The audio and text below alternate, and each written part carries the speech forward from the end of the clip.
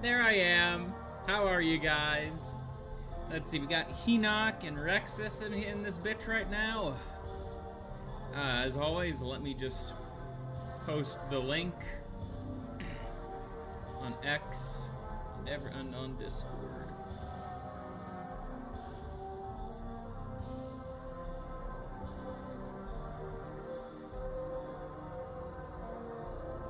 Bam.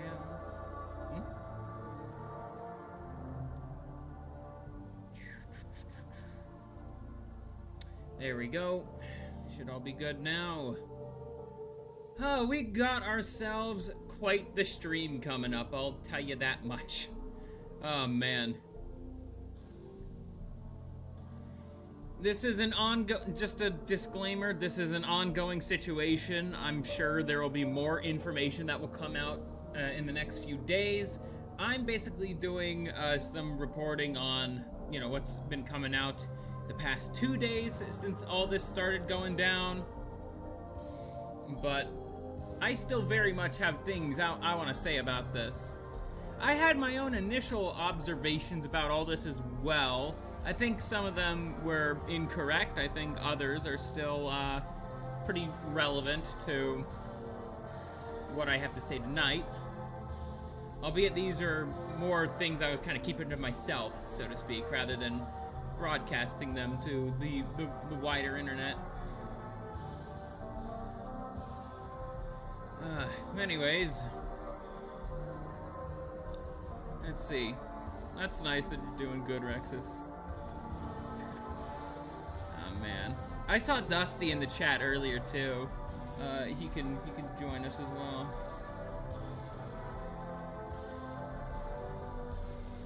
Oh man, but overall, this situation is quite messy. Again, it's ongoing. A lot of people have offered a lot of takes on it. That's for sure. I'm gonna be offering my own take on the whole situation. Well, many of them. Some are not gonna be the most popular in this right-wing space that I'm part of. Others are gonna fit right in. But basically, oh yeah, sorry, I'm kind of blanking out right now. Oh yeah, I remember. So basically, we're gonna get started here proper in like 3 minutes, and then basically what I have planned for tonight, we're gonna go over like the details, you know, just the facts of the case. That's what this first section is gonna be. Just the facts. I'm not gonna be going over anyone's take or whatnot. We're just going over the facts. And then, once we're done going over like the basic facts of the case, we got a video from Manic that we're gonna be watching. Manic the Manic Mechanic. Great guy, check him out. And then that will be it for Twitch. The rest of the stream, it's gonna get really edgy, really fast. And Twitch doesn't really like edge all that much. So I'm gonna have to continue the rest of the stream on YouTube and Kick. And X as well, but if you want to chat, YouTube and Kick. I'll be sure to send links in my Twitch chat for when that does happen. I even have a little special screen that I use now just to let people know, oh, migrate over here. But yeah. Yeah, I know, Henoch. We're gonna get started proper in 2 minutes. You gotta be a little patient here, man.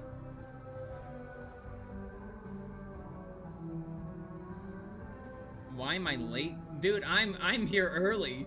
It was gonna be 7:30, but I decided to start sooner. I had a feeling we were probably gonna be here for a while, so why not? Why not?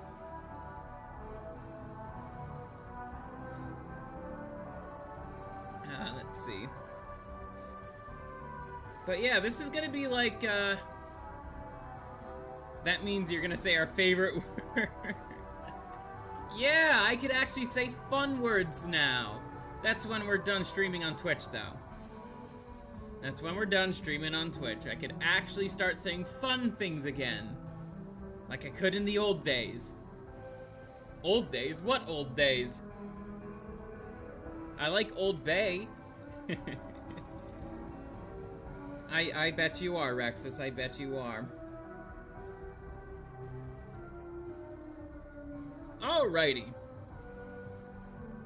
Here, we're gonna pause the Kmart wave for now, and let's just jump right into it.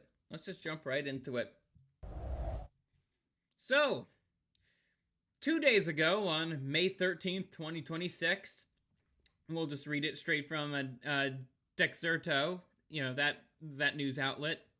Controversial streamer Chud the Builder reportedly shot a man and wounded his own arm outside a Tennessee courthouse.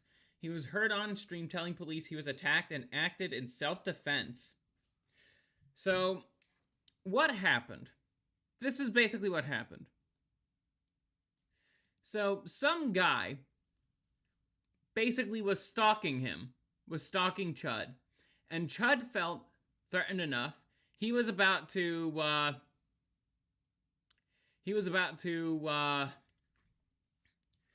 the guy in question who was shot by Chud was about to attack him. And Chud decided to pull out his gun and shoot the guy. And some people said that, he killed him. That is factually untrue. The guy who was shot is very much still alive. But basically, as we could see from these screenshots here, let's see. And then continuing down. So Chud the Builder, let me explain who he is. I'm talking about him like everybody here knows who he is. Basically, Chud the Builder is like an IRL streamer. His main gimmick is that he goes up to people, says fun things to them, and the fun things in question is a certain word that starts with the letter N, and he says it to black people. He's very much a provocateur. I'm not really trying to add my own personal spin on it, but that's what he is. He is very much a provocateur. And it would seem as if, and I've been keeping up with his antics for a little bit now. I guess my personal thing is, like, I think this was kind of inevitable. It's like, if you keep upping the ante, right? It's one thing to document somebody flipping out at a Walmart. It's another thing to get a little too close to the glass, to use a lolcow terminology here, or phrasing. If you're getting too close to the glass, it's like, I can't really say that something like this wasn't going to happen. But before I get into personal rantings here, and we will get to what happened when it came to, his first time kind of appearing at court for this case. I should be specific. For this incident. We will get to that. But for now, the situation is still ongoing. And we're gonna now watch a video from Manic the Manic Mechanic on his second channel about the situation. So I'm just gonna turn down the volume a titch. Let's get started. Yeah, I don't know how to convince you guys that I'm literally a fucking single guy with a camera. Somebody could come up and try to kill me right now. There's nothing I could do about it, but I'm protected by the Lord and I believe in his divine protection. Other than that, I can see people are looking I'm literally at a sitting duck. A few moments later. I walked up to them because they were pointing at me. They were laughing, they were pointing at me, and I said, "What's up, guys? How y'all doing?" Even I don't know who Chud is, but I've been finding out more about him as this drama goes on. I wouldn't call this a drama. That's the thing. I don't think this is drama. This is very much... This This is very much real. Like, this is real, you know, real life here. This, you know, the whole thing about the law, criminal shit, and just all that. It's like, this is more than just streamer drama, and I'm trying to take this a bit more seriously than if I were to be covering, like, the quartering situation. Like, this is actually pretty important to cover due to the nature of who Chud is and what happened with him.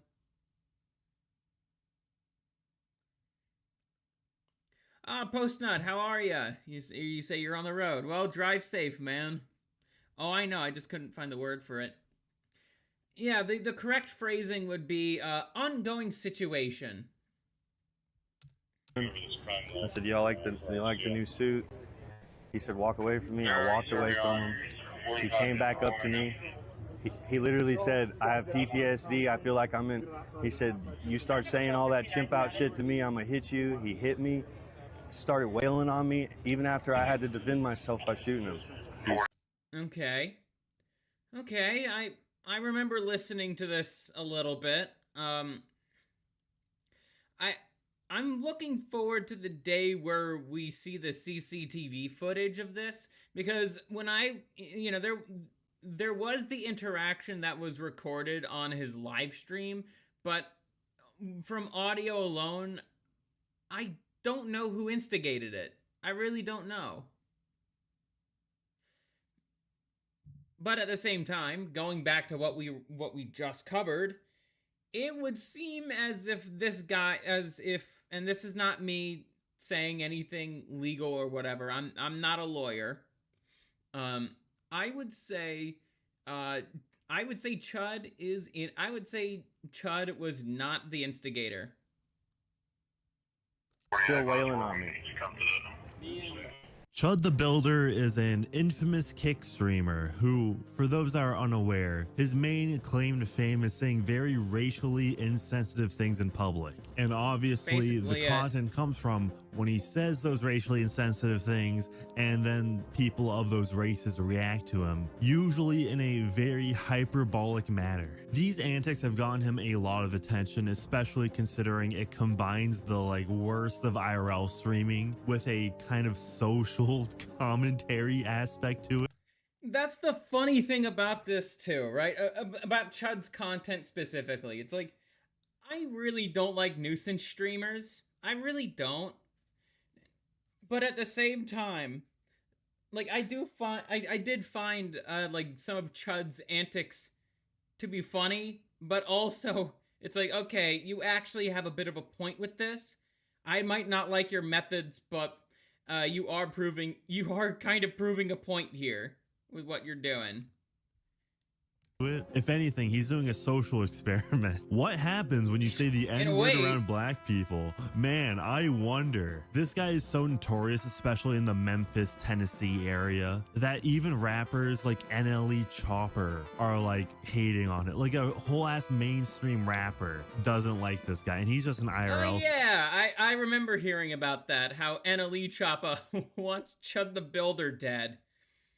And that he might actually try to excise justice, if you catch my drift. Streamer that no one's really heard of a year ago. If you really want to look into his content too deeply, then you could say that. Yeah, dude, I heard that as well. The charge, he's been charged with a lot as well.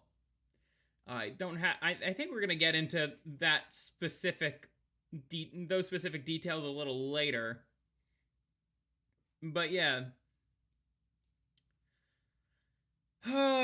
Like him saying the N-word and the reactions to him say a lot about our society, and how there's just a magic word that instantly just enables all sorts of buffoonery, including violence against the perpetrator, which obviously you should not be calling random people slurs in public or just instigating conflict. Don't make yourself some minstrel show. But on the other hand, there's a lot more valid reasons to just clock someone's shit than just saying a word. I don't know, is that taking... Yeah, I agree, Manic. I fully agree.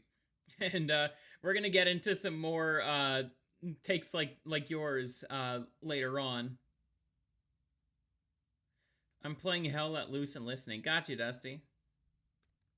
nuanced enough, because Chud the Builder has definitely made himself a lot of enemies, ones that would actually kind of encounter him or antagonize him in real life, and obviously do very threatening things to just make him fear for his life in general. And with the recent situation that happened, But yeah, regarding that, it's just like, you know, there's words that I can't say. All the stupid rules are fucking gay. I'm listening to my favorite rap song. No, I'm not gonna sing that. Well, I'm still live on Twitch.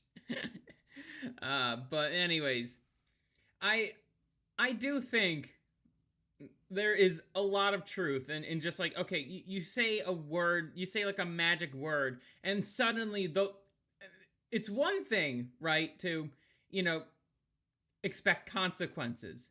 It's another thing for any consequence that may take place to be protected under the law, right?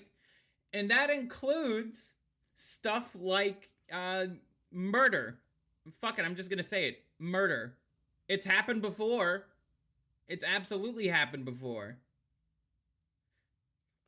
happened We'll get into more essentially detail about Chud that the later. Builder, he was punched in the head by a black guy, of course, and which I highly doubt I'm gonna be able to show this on stream, because you know someone's literally getting shot in this incident. The phone went flying and then you hear shots go off. The shooting is not captured on the video, only the audio. And as far as we're aware, is that Chud the Builder shot, like, you know, he had a weapon, he withdrew the weapon, he shot himself.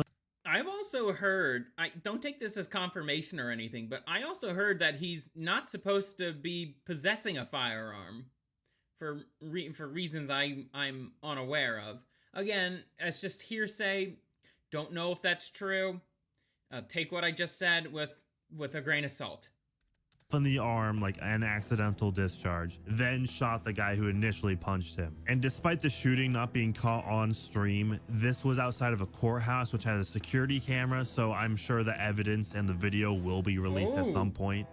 Ooh, okay, that's actually really important to note, that the courthouse has cameras around it.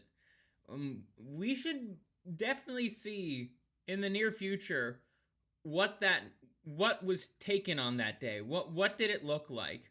What did this footage actually look like?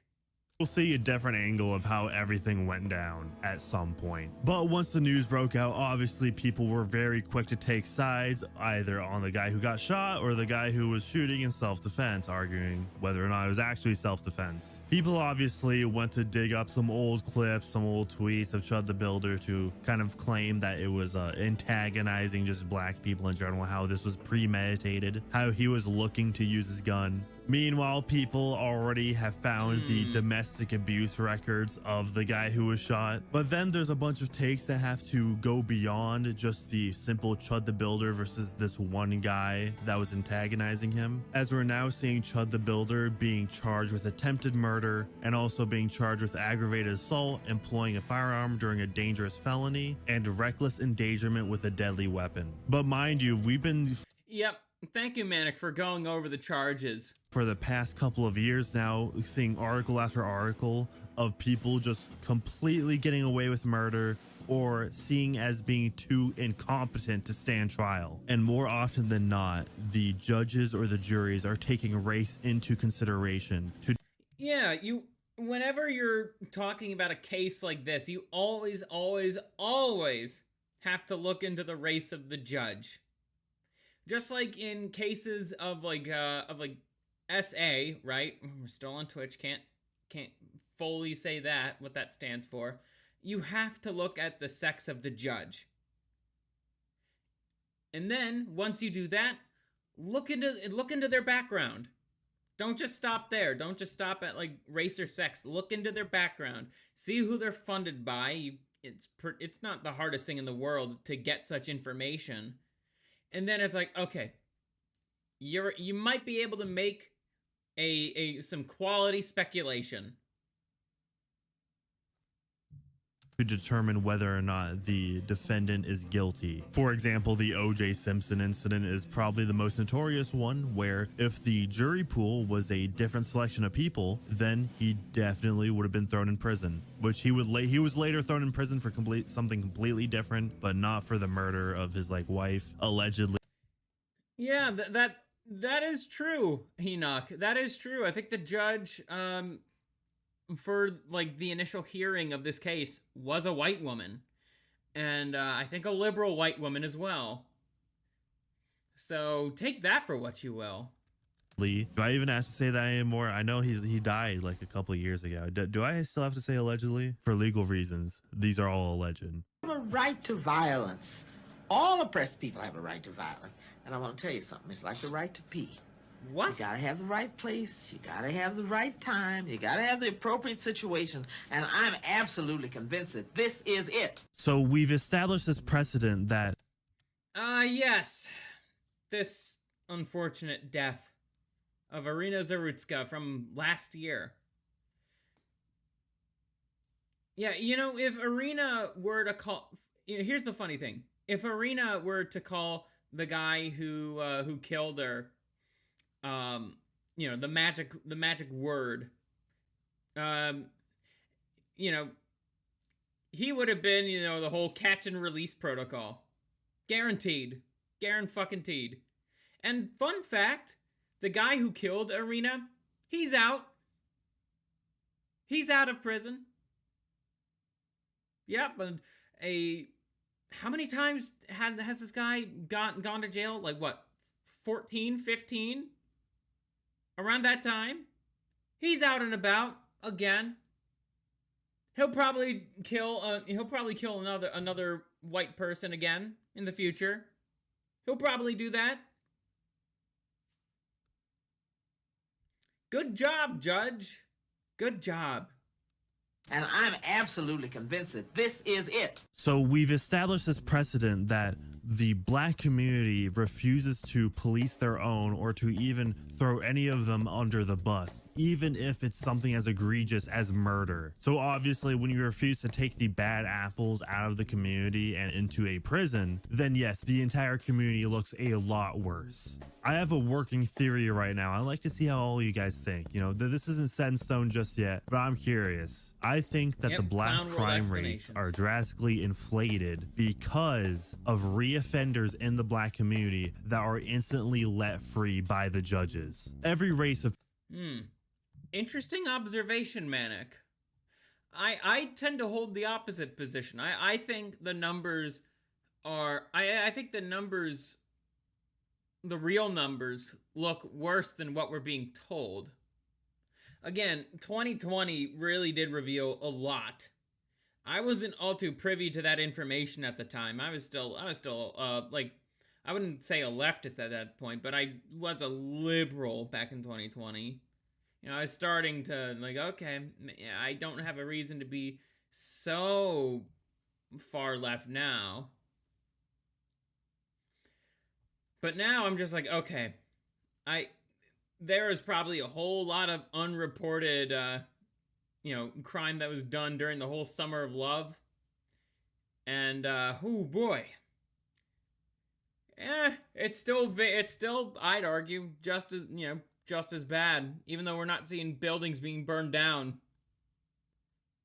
People has a small percentage that just are not fit for society. They need to be locked up. However, what happens to the crime rates when obviously the white criminals get a normal sentence that are just locked away forever, and then the black criminals, they're just let free again? Of course they're gonna reoffend. And now for the final point onto why so many people are taking Chud the Builder's side, it is the cultural aspect when it comes to how black culture is just kind of in free fall now. If you think just 5 or 6 years ago, you saw riots over a black criminal. You saw America receive a second national anthem just for black people that is now being played during the Super Bowl, America's biggest single event. And not to mention, rap music was ubiquitous with black music, and it was the only type of music really allowed at the Super Bowl halftime show. But now it just does not have the same cultural cachet. Rap music is no longer on the top 40 all that often. In fact,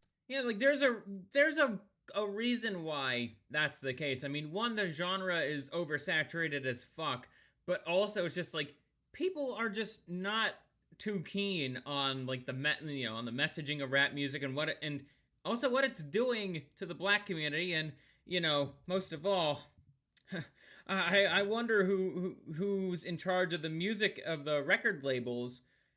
I wonder who. You guys hear that? Well, we got our answer, basically. But yeah, it's like I would argue, like a lot of the culture and criminality of the black community. It's like, okay, if you try here, this is a very real thing. If you try to try to become an intelligent individual, you like to read, you like to learn about the various different fields that this world has to offer, you're actively trying to plot out a legitimate legal escape from the hood if you're growing up in that environment.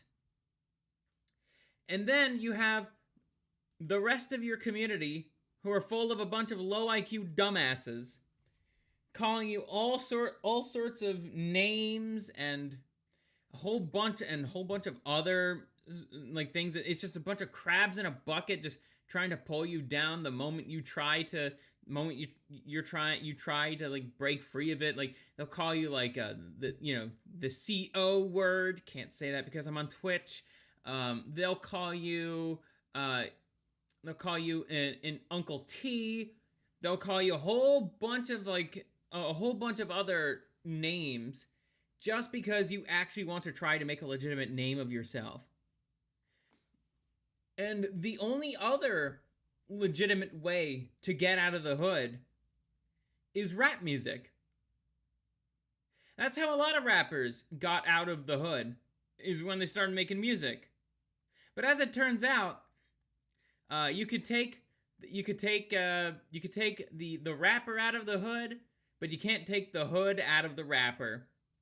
Now, granted, some rappers decided to actually try to do better for their community. There's like J. Cole, right? Like he's actually been doing a great help for the black community in Texas. But many rappers are not like J. Cole. They are rather selfish, hedonistic people. And the reality is, when you have a bunch of youth look up to a bunch of degenerate, hedonistic, hyper-individualistic people, I can't say anything else other than, yeah, that's kind of expected. No wonder why the black community's in fucking freefall. And then that's not even me getting into the historical aspect of all that too. It's like, our government decided, it's lagging on your end, Rexus? Again, it looks fine on my end. Anyways, it doesn't help that our government basically wanted to destroy the black family unit. I wonder how well that worked, and I wonder how that contributes to the ongoing problems in the black community. Almost like people need dad in their life, and not just mom. In fact, country music is actually on the up. Now, there's a multitude of factors. I'm not saying the death of Irina Zaruska single-handedly just made everyone hate black culture. And obviously... Oh, no. Oh, no. I wouldn't say that's the case. Only retarded leftists would claim that Manic is making such a conclusion. This has been the ongoing phenomenon of black fatigue has been going on for almost a decade now. It's 6 years to say the least. Even though it's a bit more recent, that term black fatigue, it's more recent. But still, a lot of people have been getting real tired of the black community shit, especially other black people. Yeah, that's something a lot of the mainstream media and leftists won't tell you. A lot of black people are sick of this shit too. We've seen the word fatigue get thrown around quite a lot these past couple of years. But this article by Scott Greer on Substack I think is actually a very good read. So I'll link in the description for all of you to check out, because it talks about how immigration also plays into it. Symbolically, think of how Bad Bunny, which is a Latin American artist, actually was the one doing the Super Bowl halftime show. Whereas last year it was Kendrick Lamar. Which, frankly, that beef between Kendrick and Drake might have been really the last gasp of rap culture. Now, should the future of culture be IRL streamers like Chud the Builder, like Neon, like... Oh, absolutely fuck no. No. I'm sorry to preemptively answer your question, Manic, but no. This is not... This trend of IRL nuisance streamers, it needs to fucking die. It's not good. It's not good for any culture that inhabits it. You know, we've seen it across, black culture, with Johnny Somali, white culture with Chud the Builder. I don't even know what the fuck Neon is. He's like some mystery mutt. I guess he's Indian. I don't know. I don't fucking know.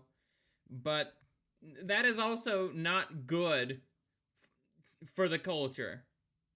You shouldn't be incentivizing people to be public nuisances. But because we live in clown world, of course, these personalities are going to rise to the top. But the funny thing is, out of all the IRL nuisance streamers, I think the whites do it the best. Aiden Ross. And Chud is also not full white, I should let you know. He's kind of like me. He has some Middle Eastern in him. Like Johnny Somali. No, absolutely not. I mean, if anything, it is just a new version of reality shows. Instead of Gen X women watching the Real Housewives, the Gen Z people, they're just watching IRL streams happening in real time. But regardless of what you think about Chud the Builder and his content personally, it seems that people... Oh yeah, the black MGTOW community in particular, if you want to see a demographic that is really fed up with black culture and black people, talk to the black people in MGTOW. I've learned a lot from talking to those people. People are taking a stand that words do not justify violence. A single word should not mean you have to defend your life. You have alerted the horde. And it seems like over 94,000 has been raised for Chud the Builder on Give, Send, Go. So people are putting their money where their mouth is. That everybody should be on equal playing field, and words are words. If you want... Basically... A great video by Manic here. Something else that I would like to add personally. Let's see, what was that gonna be? Oh yeah, do you want to know how much his bail is? Do you want to know how much Chud's bail is?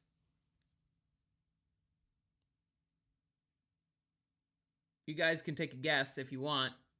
I'll wait.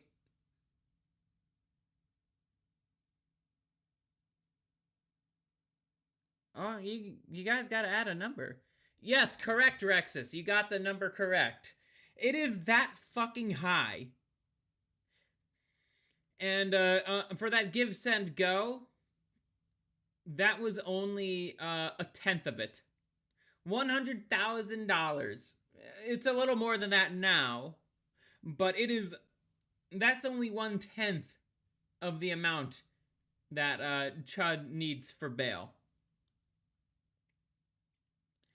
Meanwhile, do you guys remember the murder of Austin Metcalf?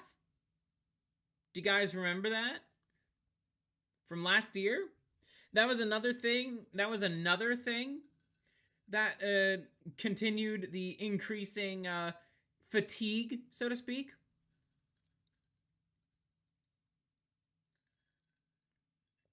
Do you guys remember that?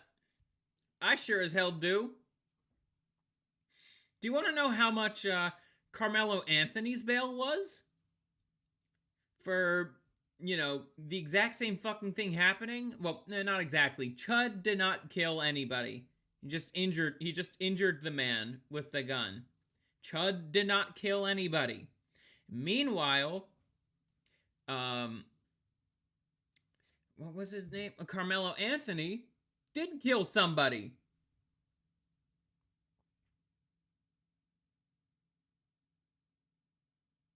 That is a fact. Carmelo Anthony murdered Austin Metcalf. And Carmelo Anthony's bail for actually killing somebody was $250,000. And that got funded. The bail case, or no, not the case. The bail got funded very fucking quickly. Yeah. And let's see. I'm just gonna do a little. I'm gonna do a little bit of digging because I want to get my facts right on this. Let's see. Where was Austin? Where was Austin Metcalf stabbed?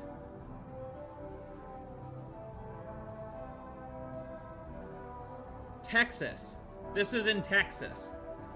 The killing of Austin Metcalf was in Texas. Texas and Tennessee do have some similar, like, firearm laws. You know, they're both red states. And basically,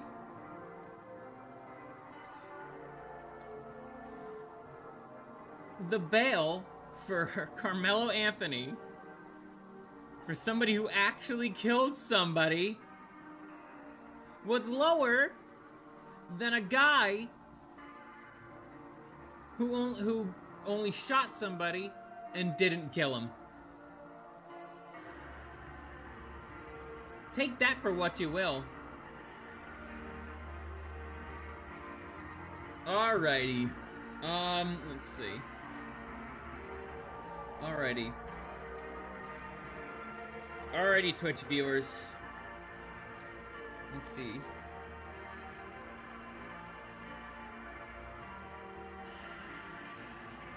Let's see. I gotta see. How the fuck do I end this?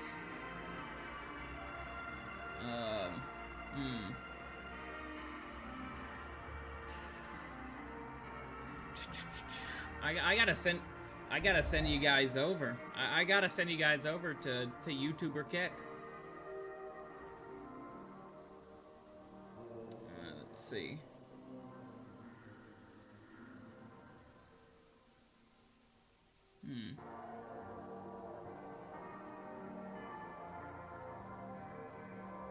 Stream. How the fuck do I stop the stream? Hold on. Ugh, I should have done this beforehand. How to end it?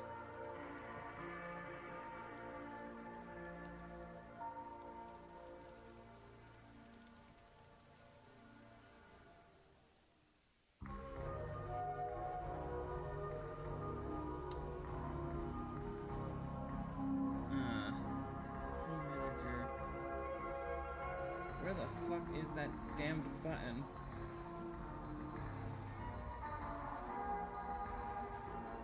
Sorry guys.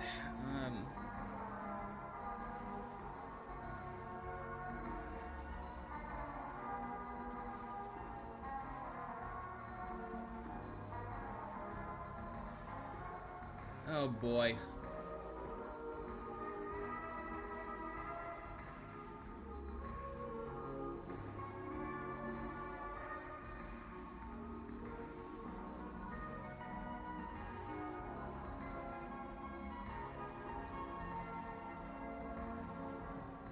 Okay. Let's see. I'm just doing some research right now.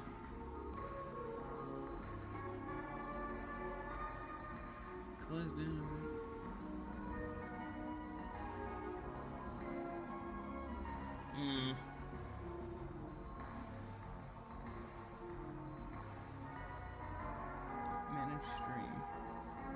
I wanna try to end it. Let's see. Yeah, but I also want you guys to go to, let's see.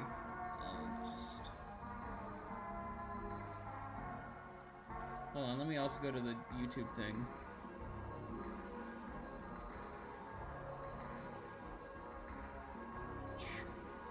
Probably should. Stream is continuing.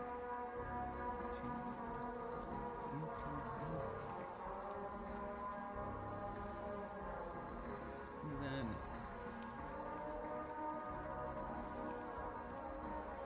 I should probably put in the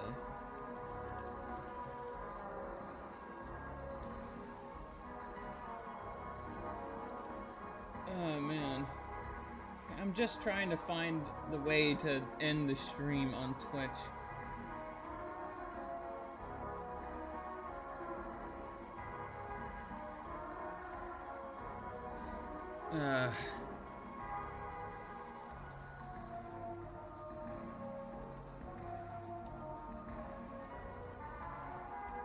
Should be able to.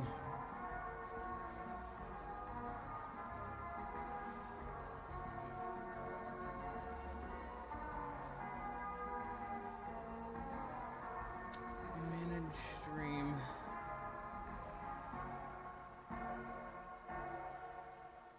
End.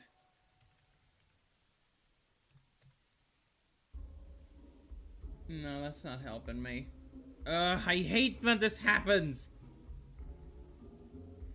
Do I just need to risk the ban? Do I just need to risk the ban, everyone? I'm just trying to find how to end this damn thing and continue on YouTube and Kick.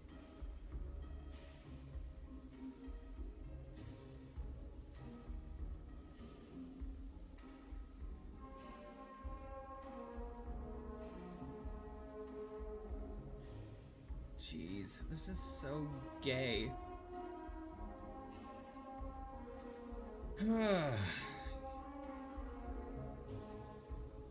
Oh wait, there we go. I can just do it through OBS.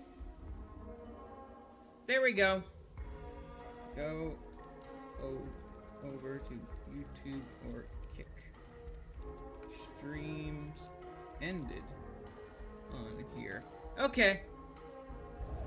That was easier said than done. I just had to do it via OBS. That was really annoying. I'll turn this back on for next stream. Okay.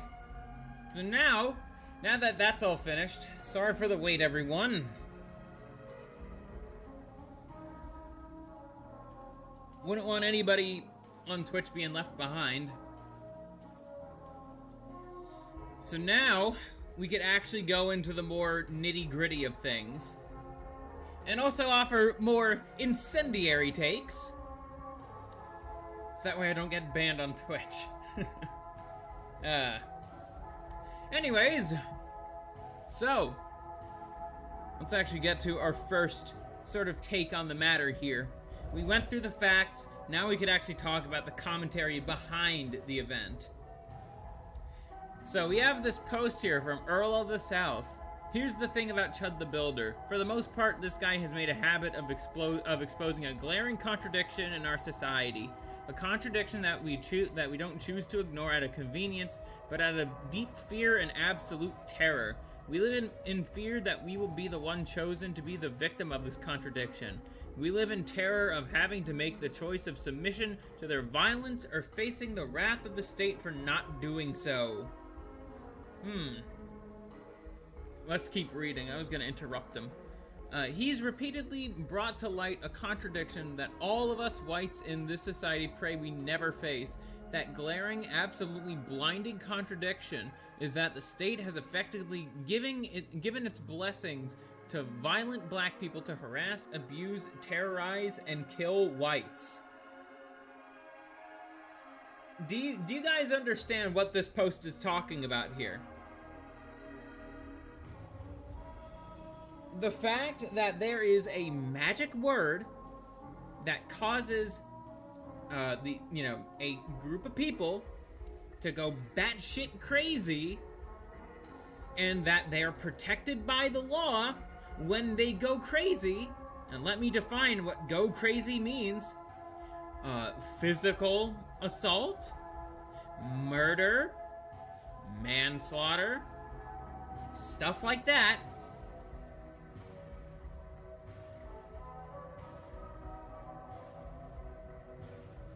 You see? See what I'm talking about here? Meanwhile, all you have to do is take a look at how lenient the sentencing of a lot of violent black criminals are.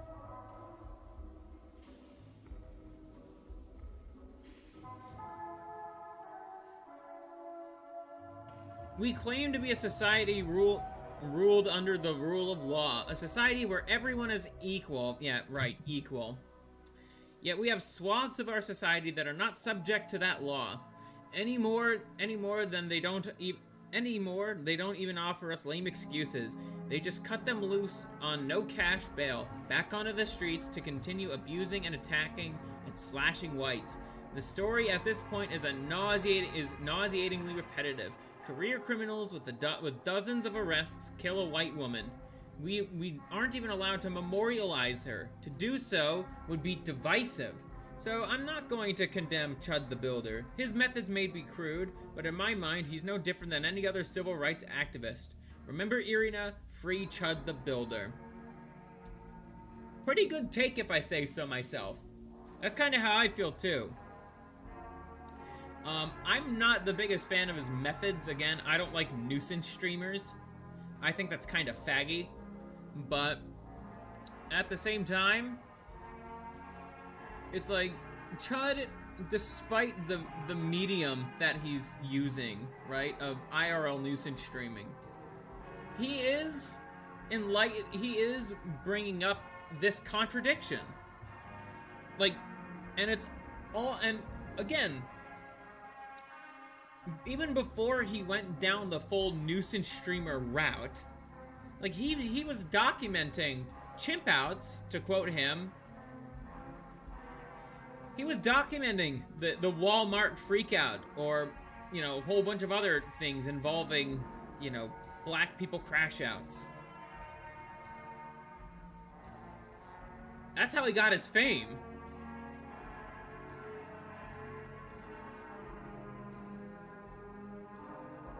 And honestly, I just think the way that I'm sorry. Long day today, fellas. Long day. Even with the F slur, it makes some gays go crazy. Whilst they're protected by the law. That's also the case too. Let's see. With a Ukrainian girl and Texan boy, never forget them. I hope we never forget Austin Metcalf and Irina Zorutska, especially while this ongoing discussion of black fatigue, as we could call it, keeps on going. This is a conversation that needs to happen. And the only way that this conversation is happening is via the internet. Because if we were to do this IRL, well, I think a lot more people would die.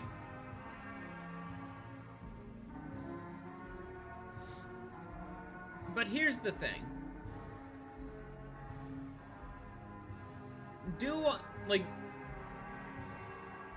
I do think, like I said earlier at the start of this stream, I do think Chud not only got too close to the glass, but I also think he jumped over the glass, if you catch my drift.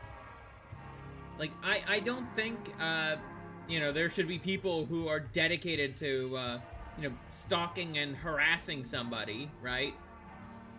All because they said a word. They're not, like, Chud is not, like, granted, Chud is, I wouldn't really say he's, like, a good person. But in the context of, like, just morality or whatnot, calling somebody a word, that's not the worst thing in the world.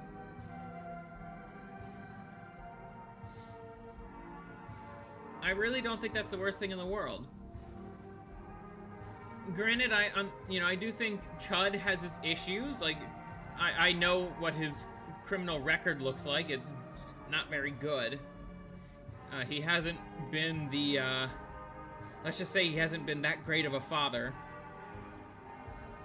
And I think his IRL streaming antics is kind of proof of that. But at the same time, it's like, is saying a word to somebody is it justifiable to kill somebody, or attempt to kill somebody, or try to beat the shit out of somebody because they said a word? Is that justifiable? No. No, it fucking isn't. Anyways, let's see. We'll read a reply here. If a black guy had done this to white people, I'm almost certain you wouldn't be saying the same thing. Yet when they do, almost every day, you don't seem to mind. Perfect reply. Perfect reply. Again, remember Johnny Somali? Here, I could even look up. Let's see. How long is... How long is Johnny Somali in prison for?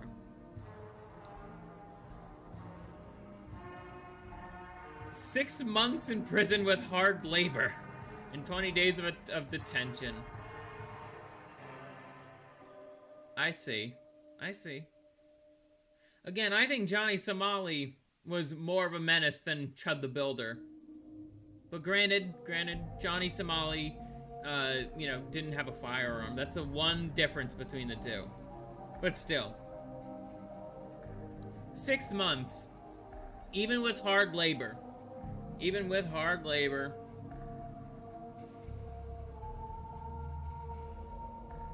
All Chud was doing was saying some certain no-no words.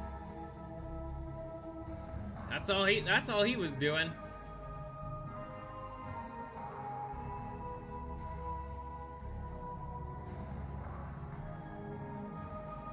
You could, and I no doubt there's gonna be some people who are like, you said the bad word, you said the bad no magic word. Yeah, no. It's still just a word. And we do have, fun fact, we do have things called fighting words. But now, when you bring that up, it's like, okay, does Chud's behavior fall under fighting words? Was he actively trying to pick a fight with the people he was, he was saying the magic no word to? How are you gonna prove that? How are you going to fucking prove that? You're probably, most likely, a detractor that might be watching this stream. You're not a lawyer. Most likely, you're not a lawyer. You wouldn't fucking know. Anyways, let's keep going. So this is from Basilian Thought. Assuming all this is true, actually, let's see. We should actually see what this guy. I don't like this guy at all, Amiri King. But let's see what he has to say first. I think that's at least somewhat fair. Chud update. Here are some fun facts that you'll see developing. The entire exchange was live streamed on Pump Fund.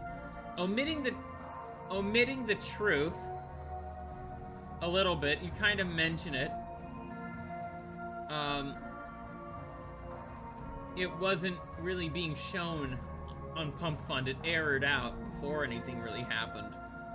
The stream shut down at the first gunshot due to an automated AI response system. The stream is being subpoenaed. The facts, according to over 100 witnesses watching the stream. Chud told the guy, "I hope your day gets better. God bless." Chud had already walked away. Was about 70 to 100 yards away. The man went out of his way to run up on Chud while his back was turned. He confronted Chud. He punched Chud in the face. Chud didn't instigate anything. Okay. This is honestly surprising coming from you. I didn't suspect that you actually had some journalistic integrity in your body. I'll give you a like. I'll give you a like, man. It seems like you actually went above and beyond.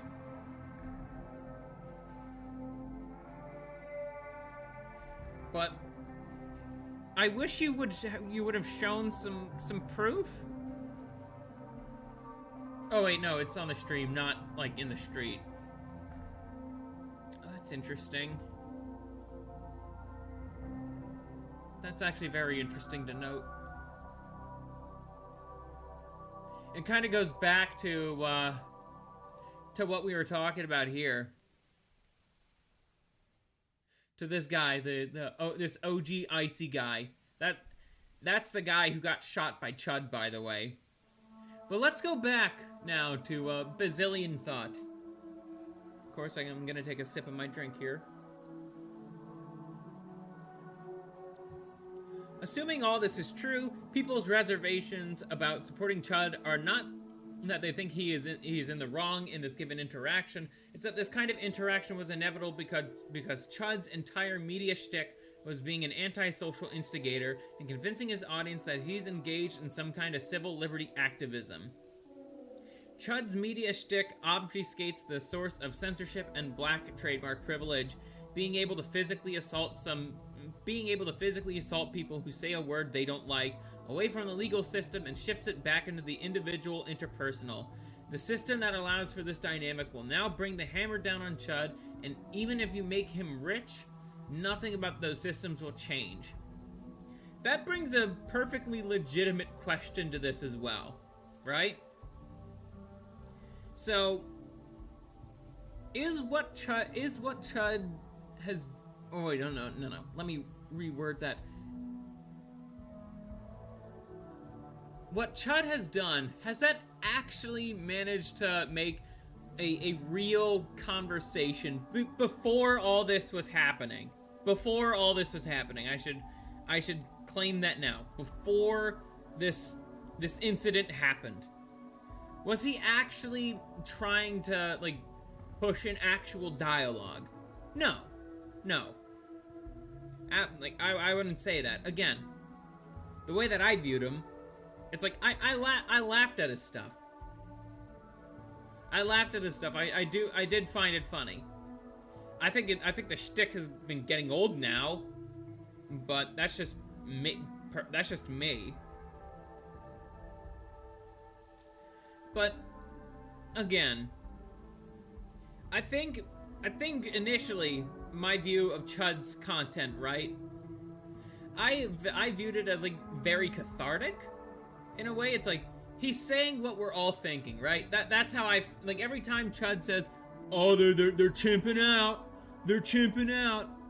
It's like I felt, a release, a cathartic release. It's like he's saying what we're all thinking here. But then it's just like, okay, started getting old after a while. That's just my personal opinion.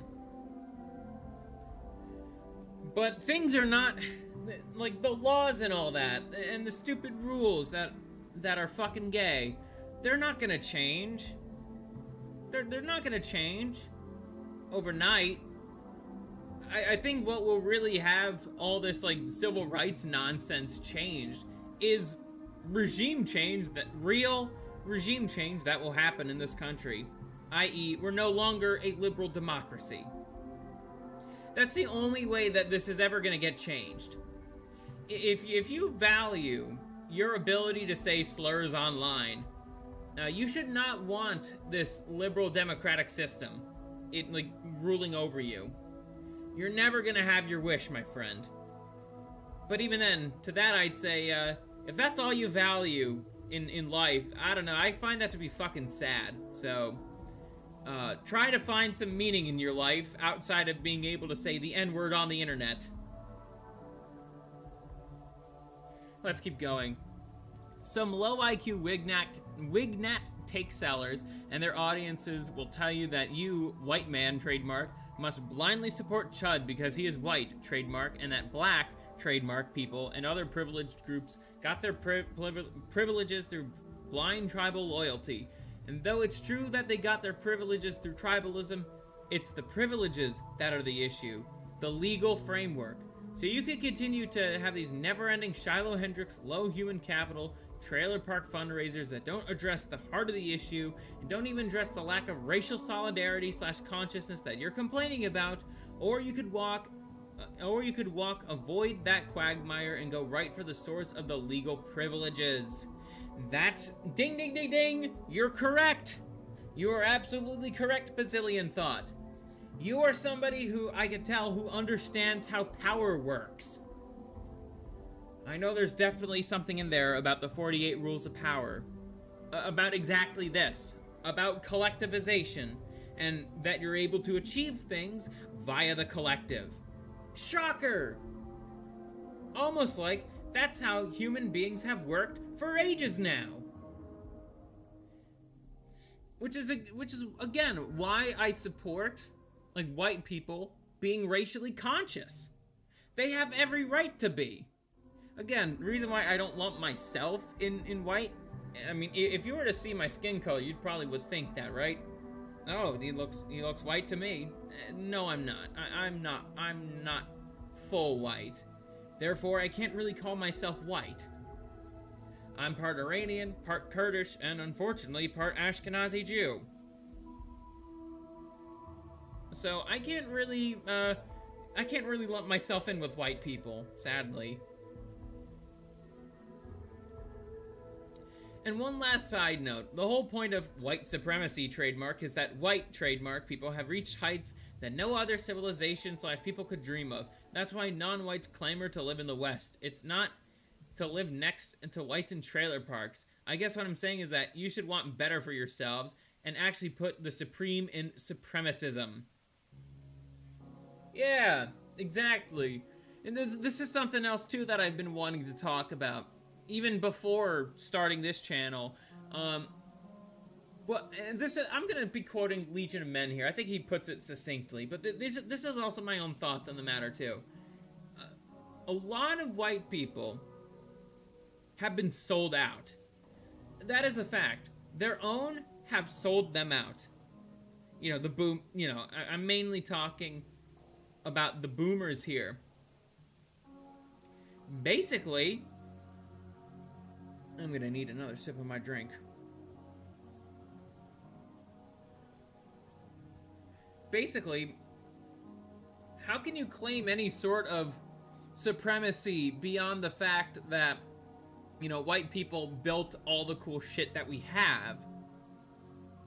But the way whites are now, it's like it's sad to me. It's very sad.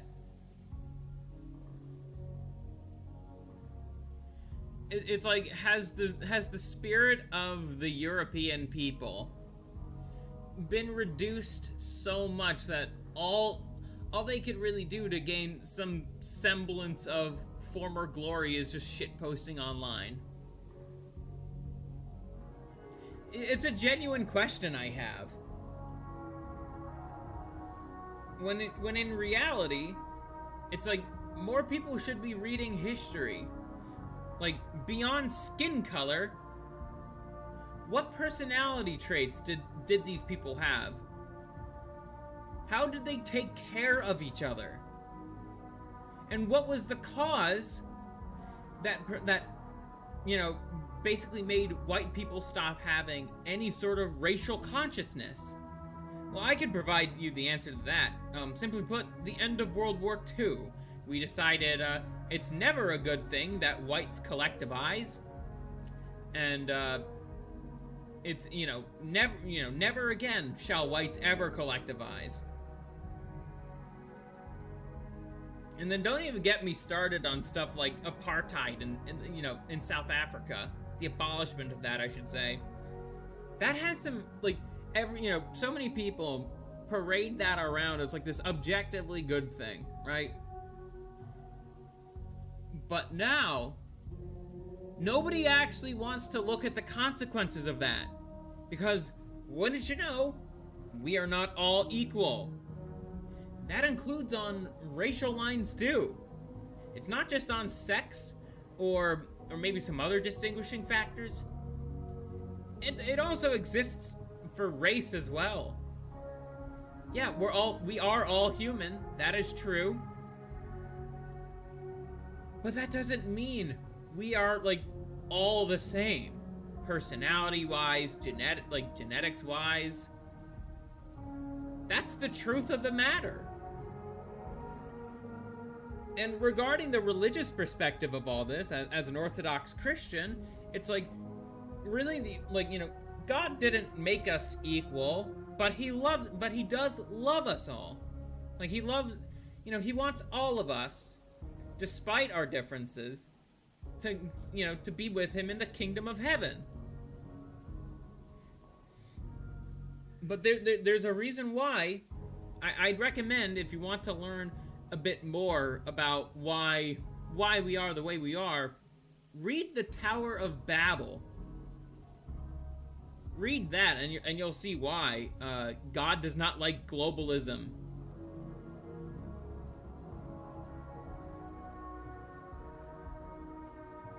And even this is also the case in the New Testament as well. In Revelations, I forget which chapter and verse specifically. Basically, all the different nations of the world, they bring their own cultural bits and pieces to worship him as well. That's in the Bible.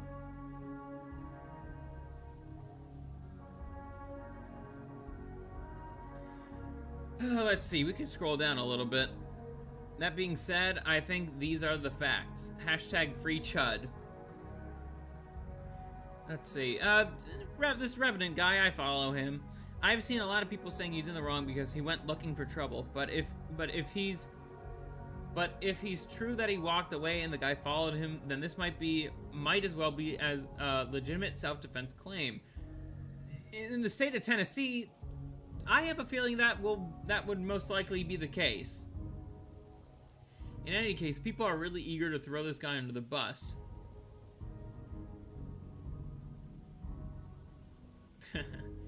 Yeah.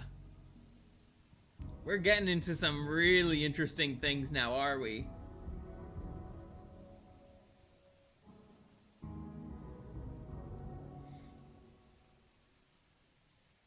Let's see. Okay. Sorry, just had to check my notifications.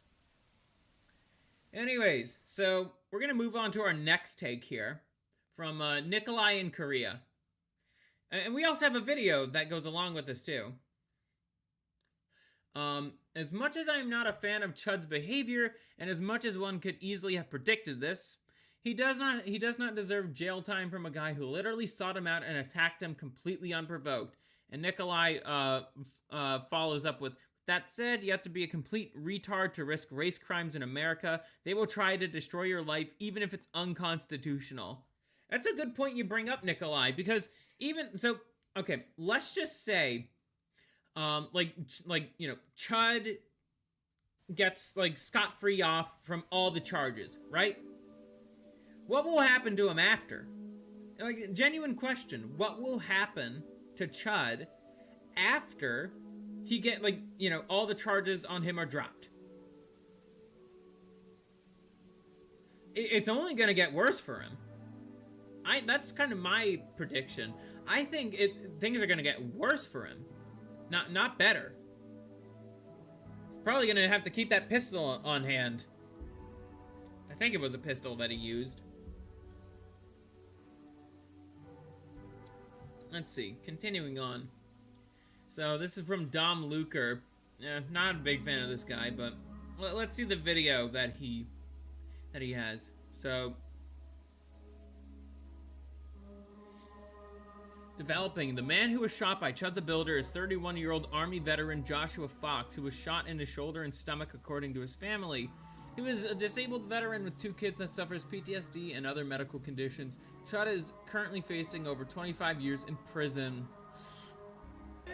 Yes, this is my favorite filter. No, I don't like cats. I just think the filter's dope. Anyway, for those who don't know what I'm talking about, a plumber came to my apartment today, banging on the door like he was police.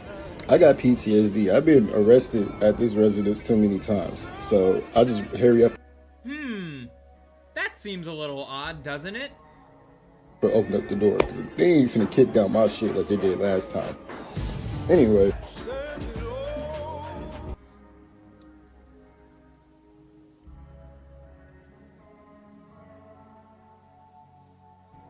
Wow.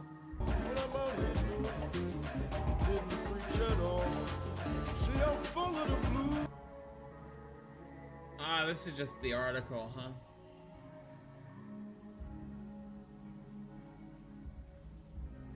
Yeah, I have to say, yeah, the fact that he also didn't pay $400 worth of food he ordered at a restaurant, yeah, no, that's when my opinion on the guy started to sour. It's like, oh, come on, now you're acting like, in my mind, I was like, okay, now you're acting like some of the people you bitch about, so.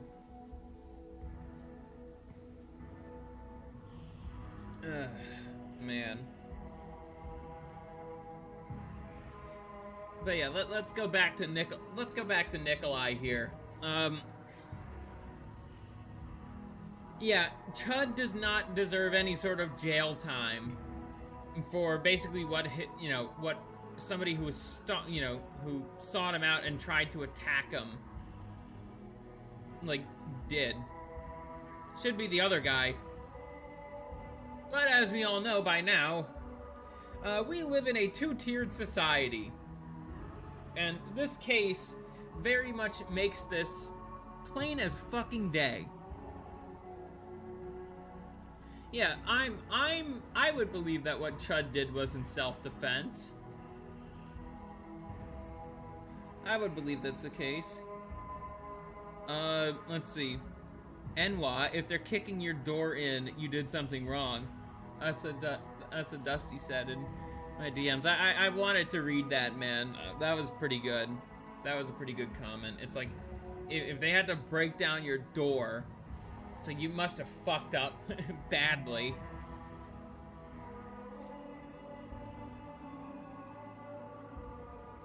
And then also, like what Manic said in the video,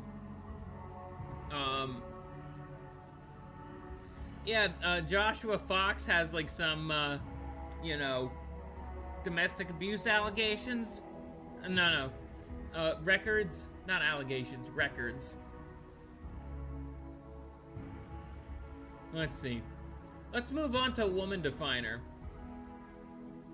We're gonna read this post later. My general thoughts on all this is, while I don't like his methods, I'm also not going to hold him to standards that are applied to no one else. You have thousands of habitual criminals victimizing people across America who are allowed to do it day after day. I'm not holding a guy saying the N-word to harsher standards than violent criminals. I don't care how you feel. Also based. Also very based. The issue at hand, it's like, let's see. Like, nobody actually wants to talk about the actual problems in the black community. It seems like it's like a taboo to do that. Don't know why. Even among other black people, they note that this is like some kind of taboo. You can't talk about the problems of the community because, ooh, blacks gotta stick together, man. Some bullshit like that. Again, more crabs in a bucket mentality. This should not be all that surprising to you guys.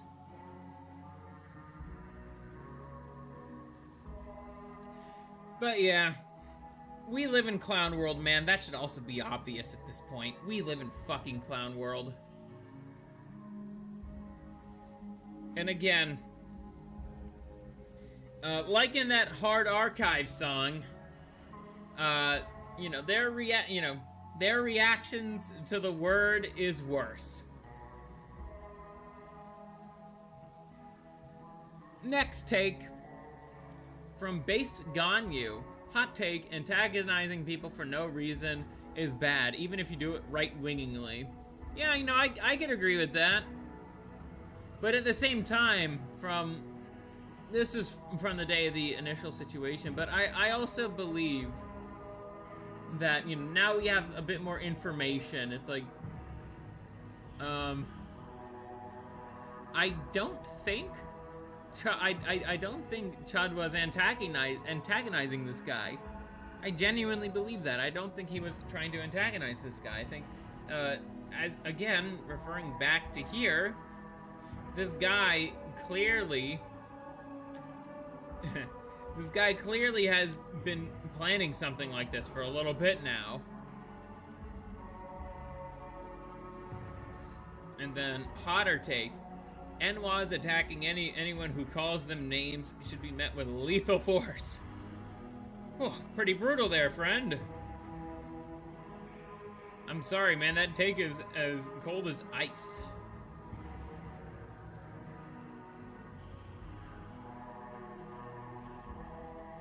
Yeah, so Ganyu it seems like he's been getting a bit ratioed regarding the,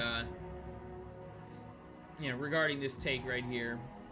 Again, he has the same opinion I do about nuisance streamers. So, again, I don't see the problem. I don't see the problem with this take.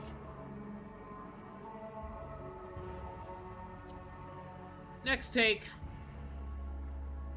So this is from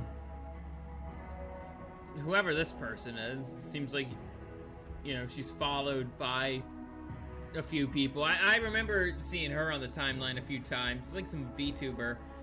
I see a pattern. About a year ago, a white woman called a... No, that's not what happened.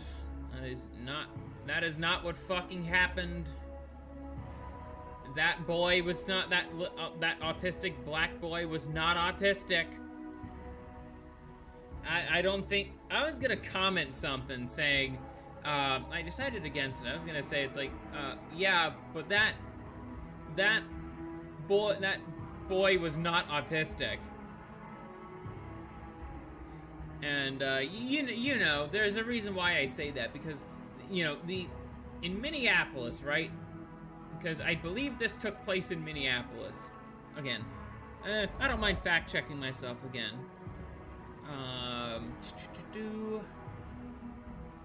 Where did the Shiloh Hendrix take place? I believe it was, you know, Minneapolis.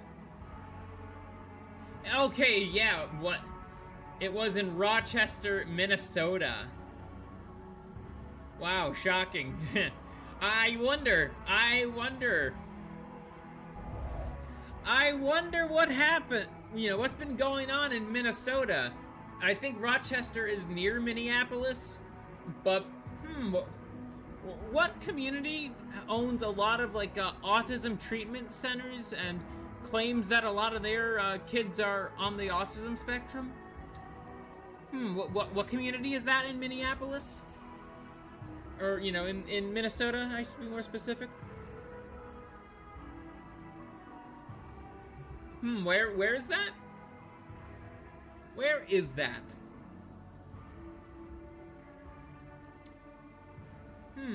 I don't know, beats the shit out of me. Millions in donations for her actions. Okay, I see how you're reasoning about this, Astral.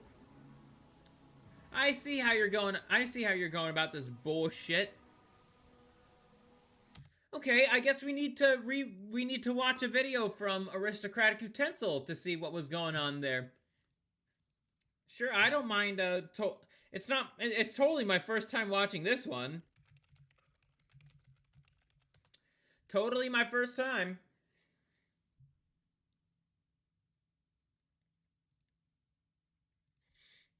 Let's see, we gotta scroll down a little bit. Where was it?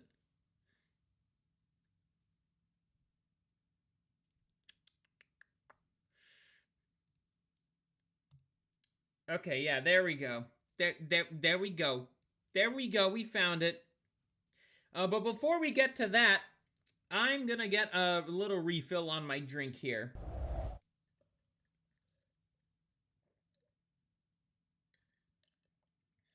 And just give me a minute.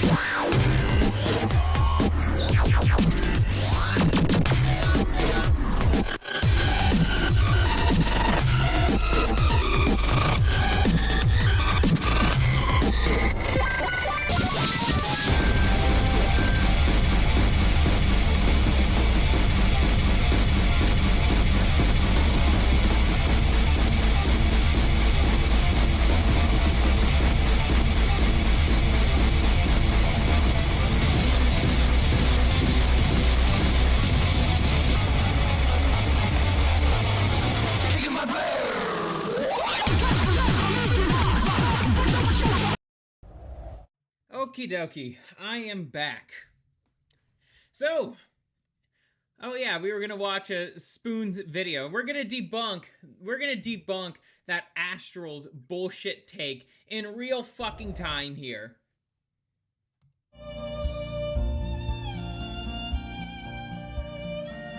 You're down for a VC after the stream? We're probably gonna be here a while, if I'm being honest. Would you look at that? A story involving deteriorating race relations. Who better to talk about this than a South African?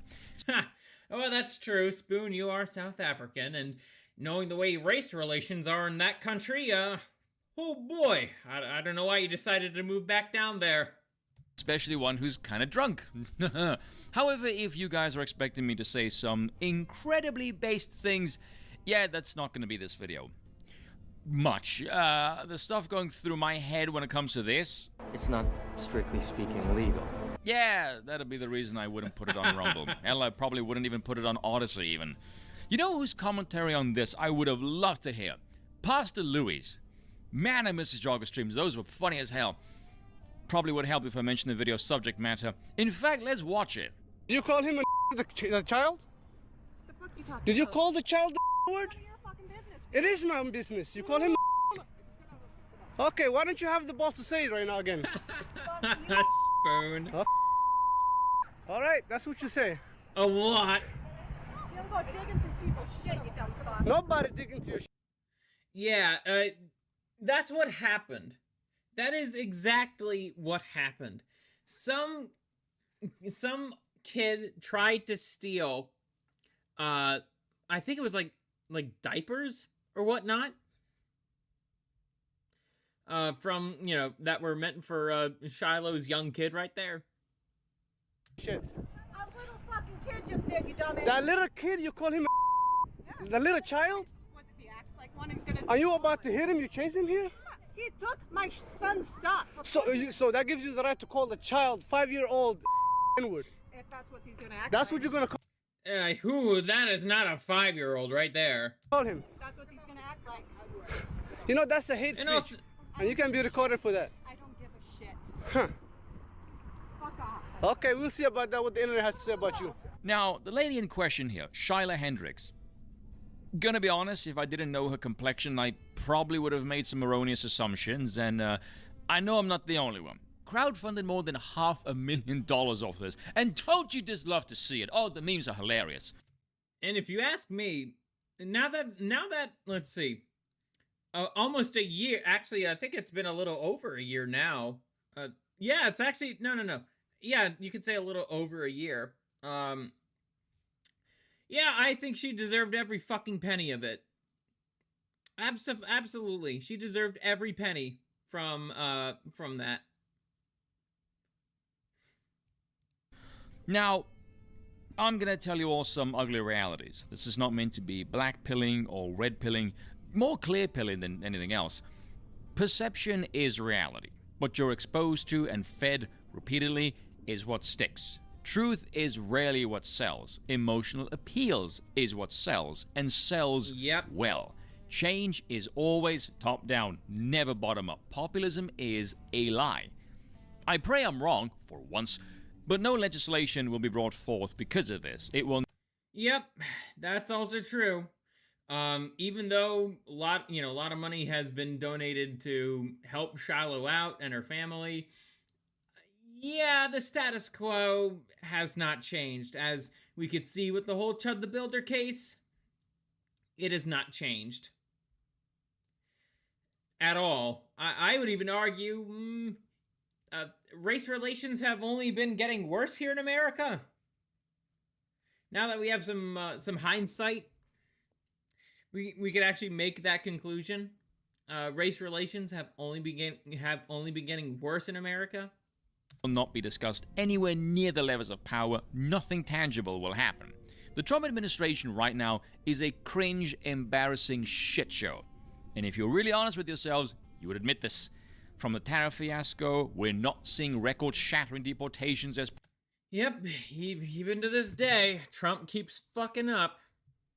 Promised. The war in Eastern Europe, which Russia was always going to win, Trump did not bring to heel within a matter of 72 hours. And don't even get us started on Israel or how the now Former National Security Advisor Mike Waltz was caught using Israeli-modified tech to relay and receive potentially classified information. Geez, I wonder on whose behalf he was doing that. The whole Doge thing is nothing more than a digital version of a cheerleader on a Times Square billboard going, "We got government spending, woo." It's like Thomas Massey said, cut the bullshit, we know the dance. Democrats grow the welfare state, and the Republicans grow the military-industrial complex. Growth for growth's sake is the ideology of the cancer cell. Given that, it's hardly a surprise to see people hate the state. In a governing model of Big Ten politics, where raw bodies count for numbers, thank you House of Representatives, the realities of multiracial strife is nowhere near the list of priorities for anyone in power. In the regime, I wonder why that's the case, though. Probably because it benefits the politicians to keep this bullshit going. The reason why that's the case is because again, if you think the courts don't make any money off of like racial tensions, you're dead fucking wrong. Every time there's a case like Chud's or any other racial related case, they make quite the fortune off that. Sense of things, this stunt is nothing more than the peasants throwing about some loose change, really. The different reaction this time around does not automatically translate into meaningful change. I see us becoming South Africa and Zimbabwe. Call it Rhodesia, Rexus. If we don't stop what's happening. Dude, we're like 5 train cars behind South Africa. Canada is up ahead of us by 3. I guess you could also put some parts of Western Europe in there too. Change despite the visceral, real feel of it. You can hate me all you want, but this is the reality of things, and on some level you all know this. As is the case with modernity and social media seemingly becoming this factory where people have taken to microdosing red pills till their brains are fried to high heaven, there is a propensity for people to see something like this and immediately get skeptical and jump on the PSYOP train, which is understandable, admittedly. I can't exactly fault them for that, especially given recent events. But when I saw this reaction... Yeah, I know there's some people who are also thinking this whole Chud the Builder situation is also just a PSYOP. They too also think it's like some sort of deep state PSYOP, but it's just like, no, dude, you're just making up a bunch of bullshit. And I know I'm supposed to be talking about Shiloh Hendrix here, not Chud the Builder right now, but the parallels are so eerily fucking similar. We are all Rhodesia in the war against global Zimbabwe. That's what it fucking feels like. Again, I'm not even full white. And I acknowledge this reality. I couldn't help but think of a bit in Scrubs where Dr. Kelso says, "I prefer to create an environment where the subjects end up crushing themselves." I don't think it's stupidity or malevolence with intent. I think it's a lack of care and a selfishness so disturbing it comes off as psychotic. I was discussing this with another content creator about the character of the elite, and he said, "I look at the ugly, bloated elite and think, I can see why you preserve a system lacking virtue, as you would never reach this position naturally." I very much concur with his sentiments. The media, however, remain blind and partisan as ever, and as such, if not fueling the PSYOP angle, keeps face-planting into a wall. I mean, look at this. This is from the New York Post, supposedly conservative. Oh wait, Douglas Murray's featured there, isn't he? Well, is New York Post actually conservative? They seem to just be a slop outlet. Like, do you guys remember Ribby the Party Frog back in the day? Like, that's where he got most of his content from, is from the New York Post. It's like, some random whore is doing some disgusting sex act. The New York Post is the first one to report on it. It's every single time. I guarantee you, every single time. There's always something. There's always something that they'll report on. It doesn't matter how cringe and gay it is. Damn, Dusty, how do you... I don't know how your ears work, man. If you're able to watch Yorkie and me, if you're able to listen to Yorkie and me and also play a game at the same time, it's a kind of autism I don't have. Wait, you want to slap the entirety of the fleet? Oh, well, if you're at least spare Anthony Talon, man. At least spare him. So you might notice where their allegiance lies. I mean, look at this opening paragraph. Minnesota woman caught on a viral video calling an autistic child citation very much needed, assholes. Yeah, exactly. And going back here, we could even go back to the post that I'm criticizing here. Okay, little autistic black boy, huh? I saw what that kid looks like in that video. He is not little nor autistic. Okay? You're gonna need some damn good proof. Okay? For that claim. And nobody's been able to provide it at all. So, what can be inferred? What's the logical inference to make from that? He's not autistic. Because and then also, don't forget, the Somali community in Minnesota are notorious for faking this kind of shit. Hasn't Nick Shirley taught you anything?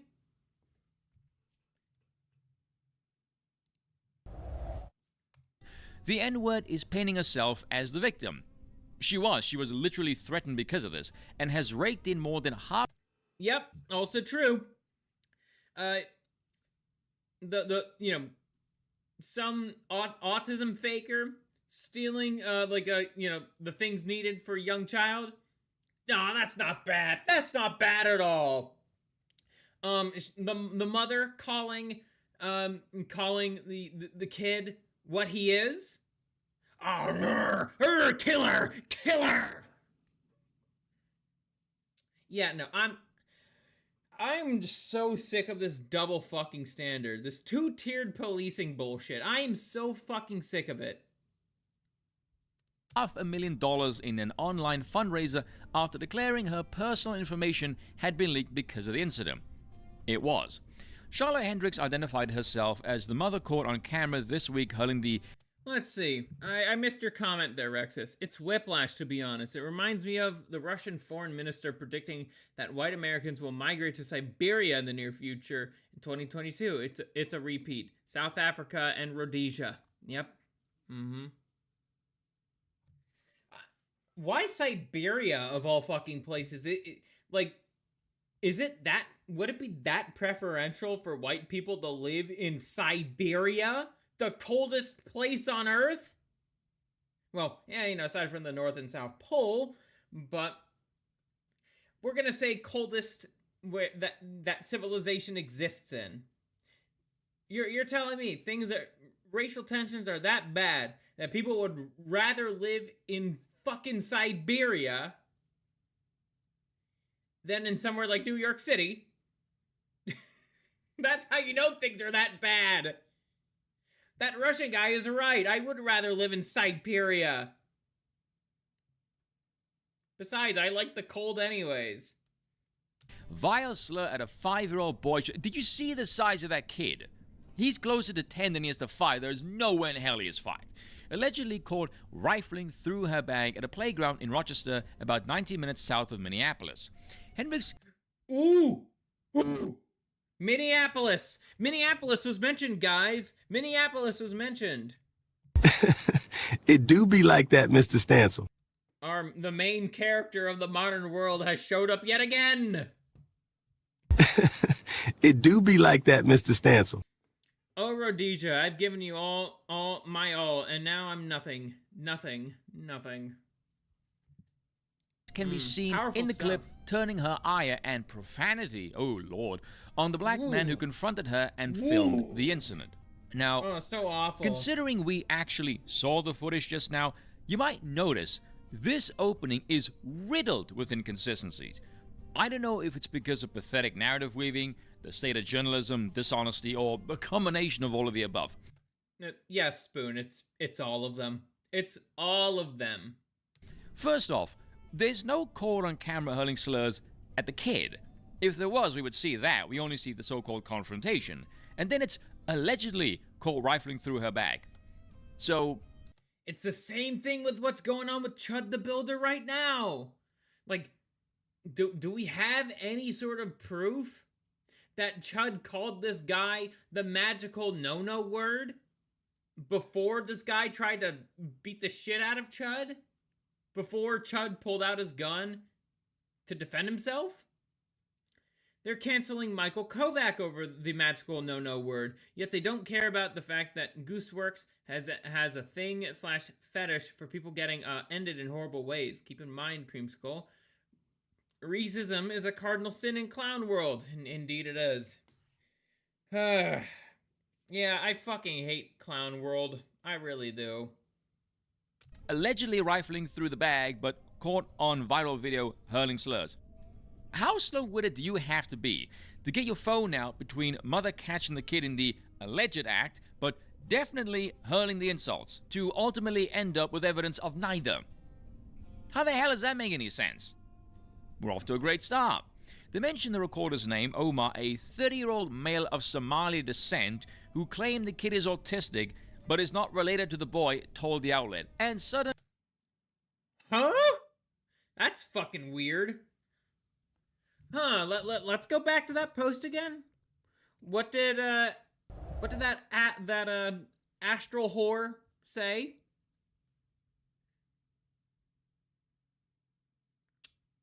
Oh, right. No, didn't talk about that. Didn't want to talk about, the guy doing the video recording. Nope, no sirree. Little faggot like that doesn't want to do any actual research into the shit she talks about. Suddenly, we have a China... Also, a bit of an aside, I like doing research in real time. I think it's interesting and it shows. I think it's also a thing of humility as well. It's like, shocker, I don't know everything. Wow!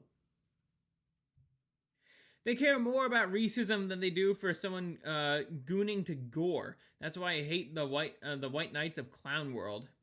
And his military parades worth the red flags all over the shop.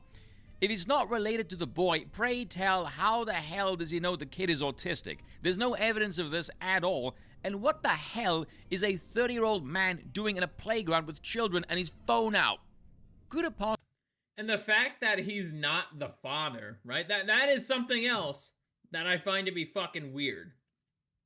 In the Chud case, it's like, okay, why is this dad so obsessed with this guy that he's willing to try to, beat the shit out of him to the point of maybe even killing Chud? Again, I don't think Chud is that good of a father himself, knowing the choices that he's been making, but talking about the assailant here, why waste your time and potentially your life trying to go after somebody who's not going to hurt your kids? I don't get the logic here. I really don't. Wait. I forgot. Not everybody has a 116 IQ like yours truly. I almost forgot. Possibly be because he's a predator, given that he was charged with 3rd and 5th degree criminal sexual conduct.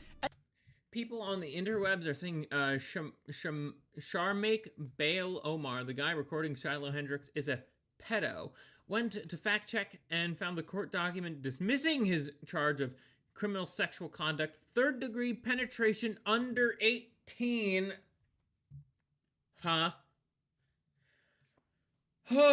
Use coercion, criminal X conduct, 5th degree non-consensual sexual contact. How in the name of sweet holy hell was the charge dismissed in the interest of justice? What the hell is this? I mean, I could kind of see the parallels between this and the Chud the Builder case, like with Chud's assailant, right?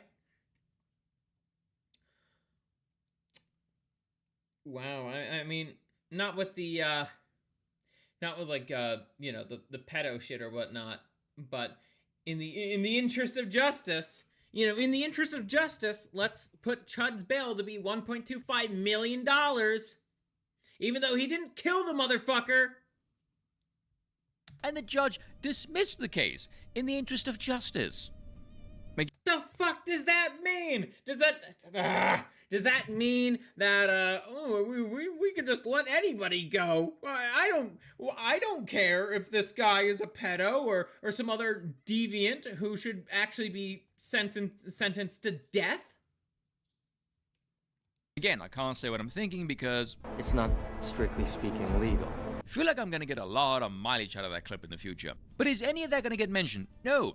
In fact, when she unfortunately you have not, Spoon, finds out this man's been harassing her, posting recordings of her and his litany of prior problems with law enforcement, the article sees no reason to dig further into any of that, instead deflects and mentions her own convictions without a shred of evidence whatsoever. As if her actions magically cancels out the fact he should be rotting in a prison cell back in Somalia where he rightfully belongs. Given how this article... Yeah, exactly, as well.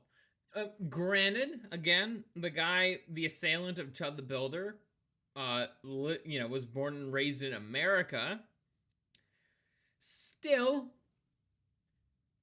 why does nobody want to talk about the fact that he had intent to carry out some severe harm?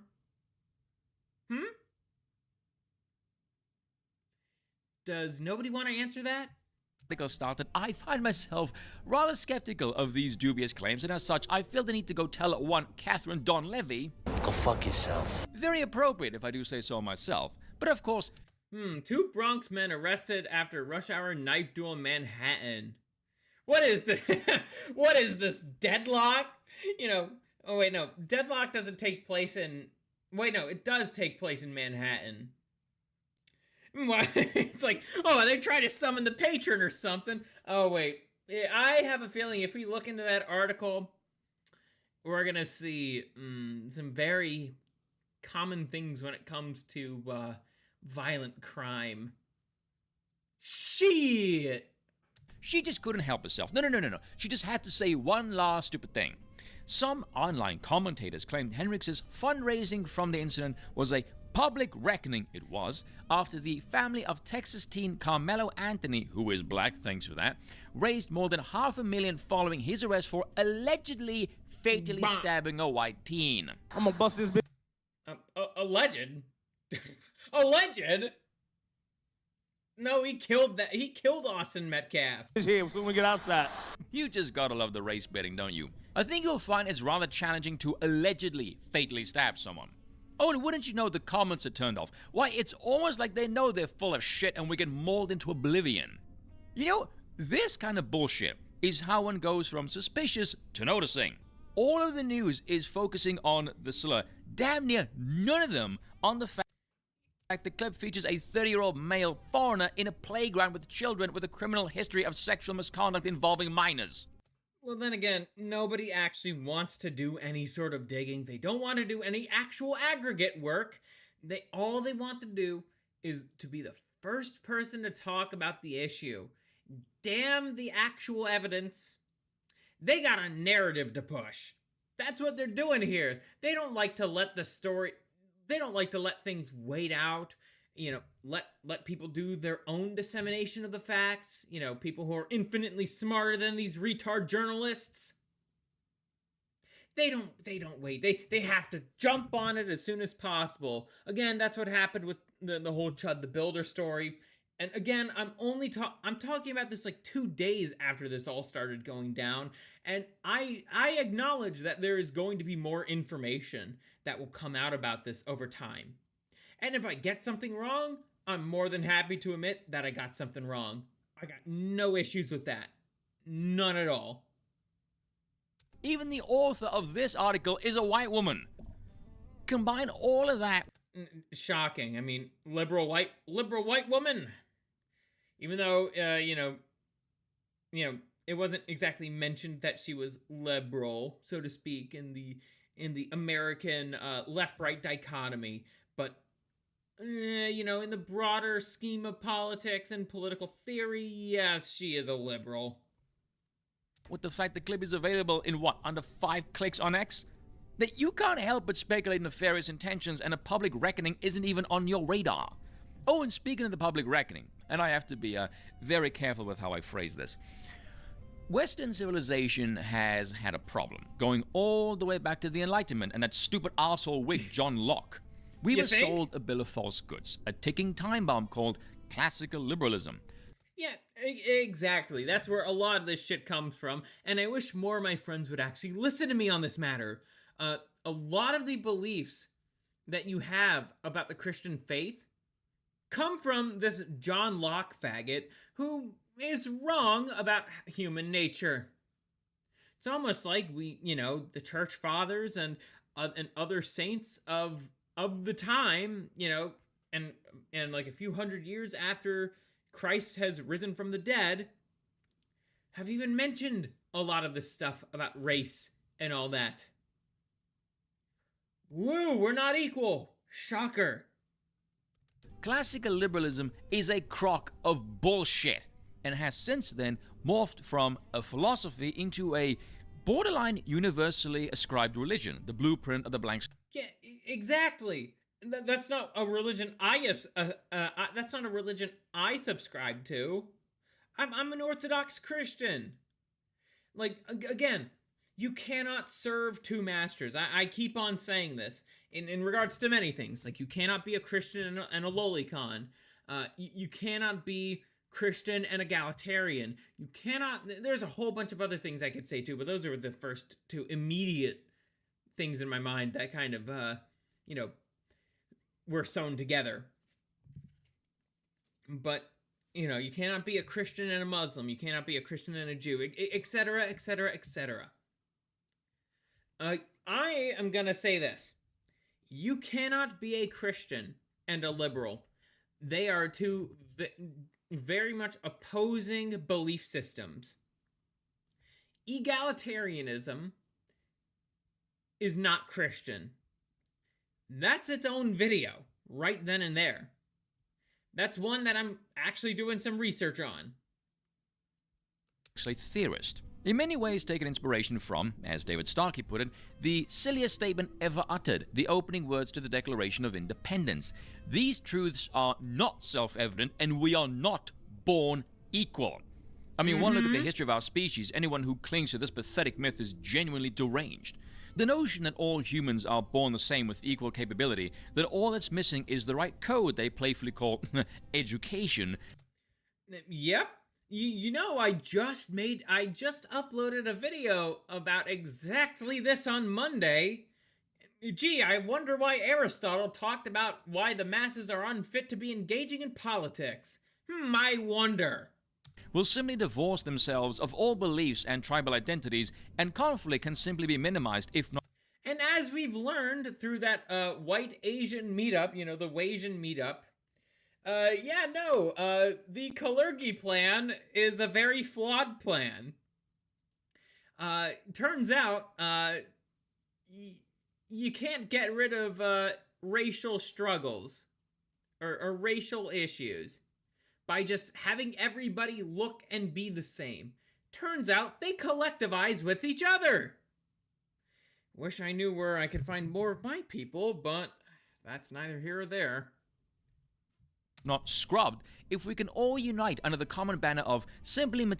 Liberalism is moral syphilis, Jonathan Bowden. Ding, ding, ding! You're correct, Rexus. Material betterment. Meritocracy, colorblindness, the religion of the secular materialist, and the ideology of the globalist. There is, of course, myriads of problems with this, such as the capacity for that education program to stick, and thus the methodology by which one attains said material betterment becomes ever more intellectually and socially demanding, and thus those lacking the so-called God-given gifts are inevitably seen as a burden as their behavior is inadequate and out of control. A liberal society is not one that's free, as values do not come from freedom, but rather tight regulation and a degree of conformity that binds the fabric of social cohesion. Let's see, why, it's my favorite quote from Mr. Bowden. I see. Okay, I gotta go back a little bit. I got a little distracted by your comment there. A liberal society is not one that's free, as values do not come from freedom, but rather tight regulation and a degree of conformity that binds the fabric of social cohesion. Exactly, Spoon, exactly. Wouldn't you know? I mean, that's exactly what we've been talking about thus far. You know, all the stupid rules are fucking gay. It's like, oh, only black people can say the N-word. Only they can. You can't say it at all for whatever fucking reason, bullshit reasons. Or same goes with any other slur in the book. It's like, again, there's a reason why, you know, even in the culture, we have stuff like the N-word pass, right? Like, though granted, that was made from people, you know, who were willing to kind of push the boundaries of a lot of this stuff. But eventually, it's just like, okay, now it's kind of become a standard status quo or whatnot. But still, if you say it and you don't have the pass, as in you literally don't have any physical proof, and even then, that physical proof can be discarded because it's largely just an internet joke. It's like, okay, what's the fucking point of the pass then? If you're unable to say it when you have the pass,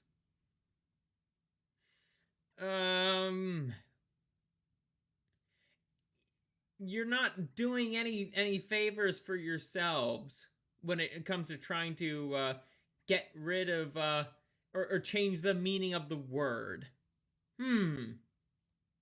Basically, a liberal society is nothing more than one with some or other arbitrary freedoms that the state doesn't interfere with to some or other acceptable degree based on what the people deem acceptable, presumably through not revolting because they already know how to behave anyway. And it turns out this social cohesion is the product of homogeneity and tradition, stretching far beyond the bonds of mere materialism. There's more to life than simply getting more stuff. It turns out multiracialism and multiculturalism is not compatible with classical liberalism. What a shock. For a very obvious reason. It was made by Europeans for Europeans in a society of damn near only Europeans. Dusty, stay on topic, my guy. Stay on topic. Spurg out about the fleet in my DMs, okay? Not in my chat. Not in my chat. I'm sure you're familiar with the conundrum nature or nurture. I'll settle this for you. It's both. It's those whose nature is inadequate to be nurtured. Nobody wants to talk about that too. There are cultures out there and people out there who who are just unfit to be nurtured in the way that Western society expects people to be nurtured. And this is frame breaking for hell, even some of my friends. They don't get this fact. That's because I don't think a lot of them read about genetics anyways. But regardless of that point, even if they did read genetics papers, I still don't think they quite get this. Case in point, I have 2% Kenyan ancestry, but I have pale skin. The skin means I can't have the pass, even though I have 2% Kenyan DNA. Rexus, no, you have the pass. Just, as long as you don't say it in my chat, that's fine. You can definitely say it to me in DMs. And no, I'm not a genius. I can... Even with ancestry and DNA, you can't get the pass because of pale skin color. Well, Rexus, tip of advice to you. You could absolutely abuse the fuck out of that rule. Damn your skin color. Simply look at history and go, explain the wheel. The best seeds will not yield a fruitful harvest if the soil is barren. Much the same way a genius can't be made from an idiot, civilized can't be forged from the uncivilized. Also true. Also very, very much true. That's the thing. We have been trying to civilize the uncivilized for too long. And what did you know? We're letting the uncivilized run the fucking show. Shocker! No wonder why societal collapse is happening faster.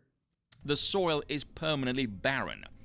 And it turns out generation after generation of state-forced impositions, ranging from forced integration at gunpoint, the destruction of the right to association, the failure of affirmative action, the quite literally deathly catastrophes of DEI, endless series of openly anti-white sentiment, and continuous emphasis on racial consciousness has opened the racial consciousness of the ethnic European and made them recognize that every other race is able to advance causes for their race, and it comes at the expense of the ethnic Europeans. No wonder why someone like Chud the Builder decided to go onto the scene last year. No fucking wonder. Again, I have my criticism of the guy. I have to keep saying that. But for all the reasons that Spoon listed, I don't know if Chud has been able to think that far about why he's doing what he's doing, but that all has to go into the fact that he wanted to, basically be a provocateur in this manner. There was a post that Callum responded to. Some idiot responding. Creamsicle, they don't care. Remember, in Dustborn, the Muslim becomes a traitor to the protagonist group because she has vitiligo. They hate pale skin so much that they hate people with a skin condition. Yeah, but with vitiligo, they also fetishize it at the same time. Vitiligo in particular is a weird condition that a lot of these woke people can't really wrap their heads around. To Fuentes, who said, either everyone gets to be tribal or no one does. And he said, let's go with no one does. To which Callum replied, the post-civil rights era asked all to drop their tribal identity, only the Anglo-Saxon American did. What are you going to do? Ask nicely again. I agree with the sentiment, but not the post itself. The Anglo-Saxon American was not asked to, they were forced to. Much like everything else attached to liberalism, the melting pot is a lie. It is normal for people to be tribal, especially when their tribe is objectively better. And thanks to social media, ethnic Europeans can see this pattern is not isolated to America. Oh, no. It's in every corner of the globe, which makes... And what Spoon is talking about here has not changed one fucking bit from 2025 of last year, of May 2025 to May 2026. It has not changed at all. At all! It's only gotten worse. Everyone else is allowed to collectivize except for white people. And now, at least in America, it's like, white people are starting to collectivize, and the establishment is so fucking scared. I wonder what will happen if anything reaches critical mass. Notice this push, and by anything, I mean anything created by and for white people, which might be, subversive. And they're asking themselves, why do we need to put up with this? We are polite and passive to the point of detriment. What do we gain from sharing our lands, our resources, our people, and, let me just be blunt here, the spoils of conquest and conquer with those who don't share our God, our values, or bloodlines? Based question, Spoon. Very based question. That's something I've always had in the back of my mind, too. It's like, why? Why the fuck do you want to live here when you don't share any of our values? You don't believe in Christianity. You don't believe... again, you are not us. Why the fuck are you here? Oh, wait. Regarding the slave ships, you could thank Jews for that. You can.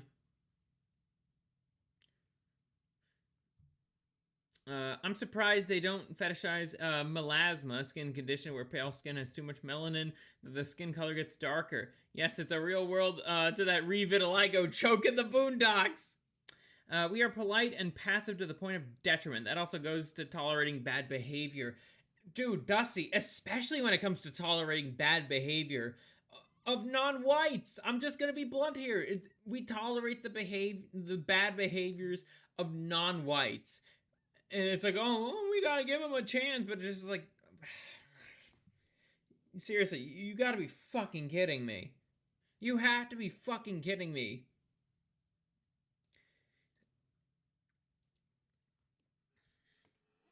Yep, I read all that, Dusty. I read all that. Oh, it's just so fucking crazy, man. We need to stop tolerating it. We need to stop tolerating black, quote-unquote, culture. And I know for a fact there are some black people who would absolutely agree with that assertion. And the answer is nothing. If we simply went, no, we've had enough of this, screw off all of you, we're not taking this anymore, what would happen? Well, a couple of things. Crime would drop dramatically. As with the prison population, not to mention welfare payments, the average IQ would go up considerably. Well, shocking. It's almost like when you don't have a bunch of retards in the system, things look better to the rest of the world. Again, even going back to your own country, Spoon, before apartheid got repealed, you guys had a nuclear program. A damn good one. It was going to be one of the best in the world if it was, if things were continuing the way they were. You guys might have actually been a superpower in Africa. But unfortunately, because America, my country, and Britain didn't really like that all that much, they had to fuck everything up.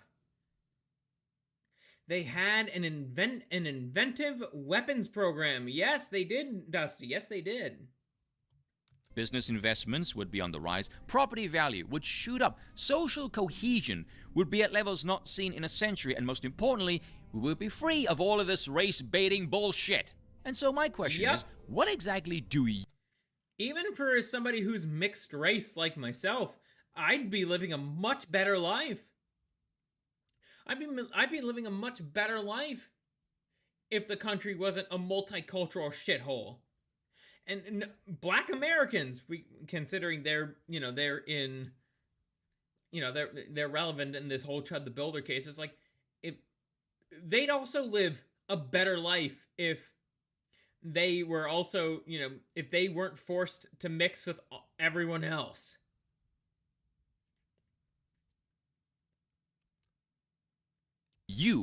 Now, Nelson Mandela was a member of the SAC. Yeah, I'm aware of that, Rexus. Nelson Mandela was a fucking commie and introduced the anti-Afrikaner laws we see now. Yep. Offer us our civilization in exchange for us not having any of that. You will never see anyone have... So, Spoon, and just everyone else in general, I remember on Undead Chronic's stream, I forget which episode, it's taken off YouTube now because his channel got unfairly banned yet again very recently.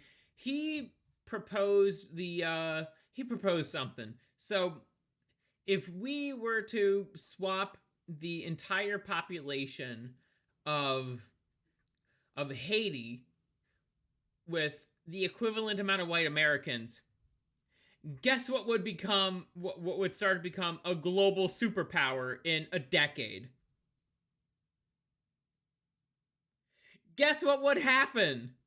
What would happen with Haiti in 10 years? If given enough time to develop and not have any interference from America or the UK or any other Western government trying to keep a white man down, guess what would happen? Guess what would happen? Haiti would become a global superpower. I'm not lying about that either. The balls to ask that, let alone answer it, nor will they answer the follow-up. So now what? I mean, the answer is obvious to a handful of those who happen to have an IQ above 95, who can, see the writing on the wall and the lack of incoming wall to write on. Historically speaking, upsetting Europeans has a tendency to end kind of badly. Yeah. We have the capacity to get organized very quickly, and when we do, we tend to create new things called nation-states. That's kind of what's happening in South Africa, funnily enough. Orania, I believe it's called. You are required to speak Afrikaans. That's how you deal in Orania, is speaking Afrikaans. And what did you know? That is the most prosperous part of South Africa. Now, like I said earlier, perception is what matters. So what exactly were the ingredients for this reaction? The stabbing of Metcalf definitely did the bulk of the work, but what made it worse were those who openly cheered Carmelo getting money for killing someone and saying they know nothing about the case, but they're rooting for him, and we all know the reason why. What was curious about this reaction, much like every other reaction, is the individual in question. Honestly, regarding Chud the Builder, probably gonna end the reaction of this right here because, I've, again, seen this before on the old channel. Gee, shocker, I used to have another channel. Anyways, the reason why people have been helping out Chud the Builder like they did with Shiloh Hendrix is because these people have principles. They actually do. You might think they're silly principles or whatever. I mean, I think free speech is cringe and gay anyways, but still, these people have principles. They're gonna put their money where their mouth is and defend those principles. And what did you know? So far, they have been able to help him out, albeit only a tenth of the way through. I don't know what the fundraiser's looking like right now, but I hope those charges that Chud has gets dismissed. Sorry, Spoon, that we have to end this reaction a little early, but I do have the main show to get back to. But anyways, I'll be right back and we'll get right back into it.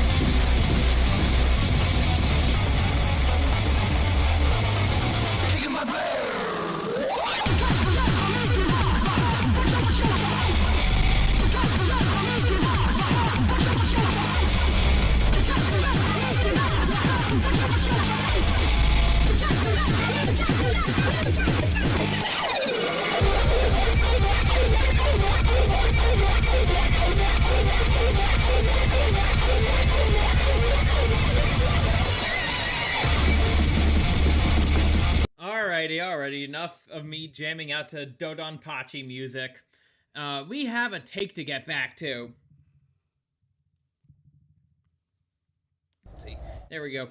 So, let's read the rest of this bullshit take now, shall we? With all that wisdom in our heads.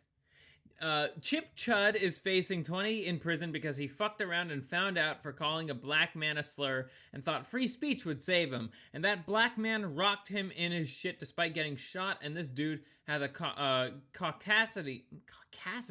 You mean dumb racial pun to plead self-defense. Gets donations for his racist actions. Ooh, he's racist! Even though, that's not what happened. That's not what happened, you whore.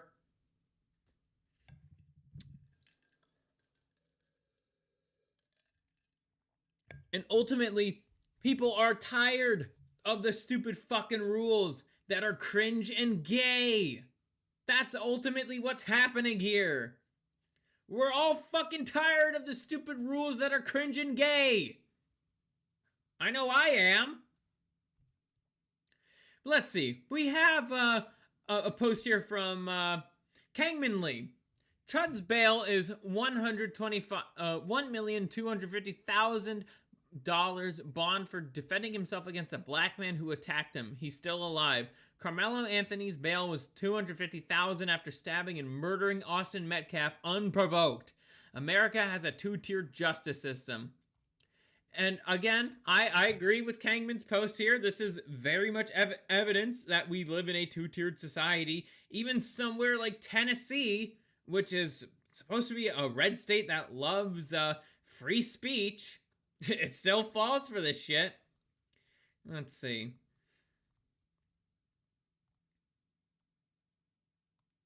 Yeah, why did he attack Chud? Why did he attack Chud? And I see a friend of mine, Max. Nah, two wrongs don't make a right. If you're consistently antagonizing people in the street, you're gonna reap the consequences. Very avoidable situation. I just don't see it as that way. At least this time. Usually Chud is the antagonizer, but this time he's not. This time he's not the antagonizer. Actually, let me see. I just have to see this little notification of mine. Who's sending me something? Anyways, we can get back to that. So, next, oh boy, we got a very spicy first comment beneath that one. Not gonna read that out loud. Chud's bond is 1.25 million. Carmelo's was only 250,000. Carmelo literally stabbed someone to death who never attacked him. They're trying to piss you off. Chud escalates, but he doesn't initiate. Yeah, I see your point, Dongus Khan. I see your point. Let's see, going back to the take, it's like, absolutely. That's kind of the point of this. They are trying to humiliate Chud. They are trying to humiliate Chud with all this, and thereby, white people. Not that hard to grasp. They'll bring up past actions when it's appropriate, but you can't do that with literal criminals. Yep, can't do that. And people are saying that, oh, he's, uncensored AI. No, he's not lying. This account is not lying. Clearly, Wet Finger down here, this retard, this little faggot, doesn't understand that, Carmelo Anthony did stab Austin Metcalf. Not that hard to grasp. I don't think it's that hard to grasp. Humiliation ritual. The favorite of Clown World. Indeed, Rexus, indeed. I can tell you about Tennessee and show you some info that would enrage you. Do send me that info, Dusty. Do send me that info. Oh wait, why didn't I put on the Kmart music? Or the Kmart wave music? Okay, there we go. Now, we're done with another little micro take. And I agree that they are trying to piss people off with that. Let's get into a post that's all about hateful conduct. And no, I'm not going to read all this because it has the forbidden magical N-word. The Chud the Builder shooting seems tailor-made for national attention. Here are some of my beliefs. The magic word is a load-bearing pillar of the civil rights era and gay race communism. Indeed, it is. The fact that, black people are conditioned to basically, you never ever be called that word, and if you do, use any means necessary to shut the white person up who says it. But among yourselves, it's A-okay. We will never be free as long as there is a special word that gives blacks social and even legal permission to violently attack whites. Yep. We've seen it time and time again throughout history, especially in South Africa and Rhodesia, that if you give that specific crowd ammunition to attack whites, they will attack whites. Nobody actually cares about the word. The magic is jealousy protected as a means of disempowering, humiliating, and controlling white people. Indeed! Indeed it is! It is a cynical power tool which only works because we allow it. Yeah, ever think about that for once? Maybe, that we allow this to happen? And what I mean by we is the American population. It's not just whites or blacks or mixed Americans like myself or Asians or Latinos or any other ethnic group. It's the collective of the American population. We've allowed this to happen.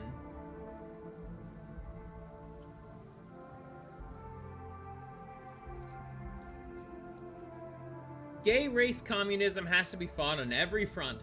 We can't allow them any untouchable shrines into which to retreat when needed. Yep. Though I want to challenge you a bit on this Ubzu, if that's how you say your name.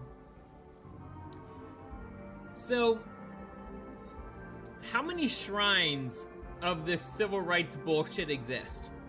That's what I'm wondering. I don't think it's like such a crazy amount, I'd say. I think that, you know, we're starting to get rid of more and more, but at the same time, it's only on the internet. It's not regarding law or culture. It's just like, okay, we managed to carve out our own little thing in this bullshit framework. So, the little things we carved out, right? The liberal world order views all the other bullshit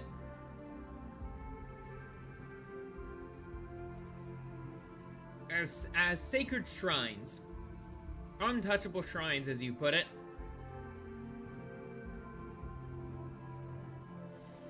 How many of those exist? And can you categorize them? Continuing on, you could question Dalton's methods, his motives, and his personal life, but if you question his courage, then I'd like to know what is it that you are doing to give you such a standing? I mean, that's fine. It's just, I think some of the more productive means of this conversation have been done via the internet and not by IRL streaming, IRL nuisance streaming. I think someone like Charlie Kirk has actually done a lot more to really push the conversation forward compared to Chud, but that's just my opinion. And I have my issues with Charlie Kirk as well, especially before he started to notice. Rest in peace, man. Rest in peace. When someone is courageously risking his life to fight an important and thankless battle, I'm not about to counter-signal him, and I don't think you should either. You don't have to openly support him, but if you feel compelled to trash him, I don't think we're on the same side. Stop ceding to the magic word. Don't be a mind race slave. Enwa, Enwa, Enwa. I wish Dalton the best. Anyone who supports him trying to hurt him belongs in jail. There can be no magic words.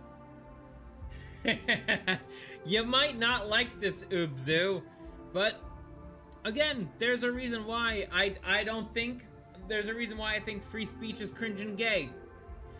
Magic words is one of many reasons why I find it cringe and gay. You know, in monarchies, people were not sued for saying slurs. They just weren't. It didn't happen. That's because, well, there are certain kinds of speech that are actually problematic than just some random white guy saying the N-word. You know, the kinds of speech that a monarch has to worry about largely has to do with those who are trying to usurp him.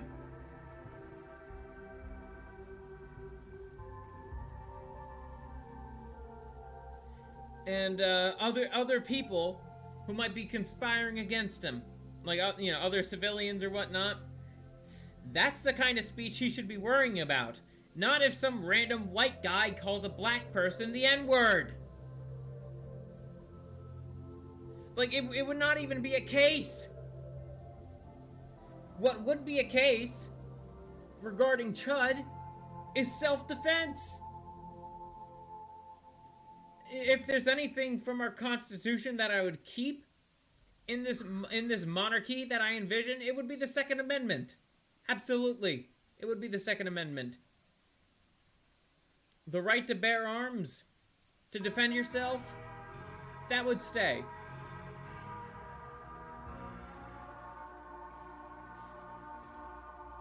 But essentially, how I view it,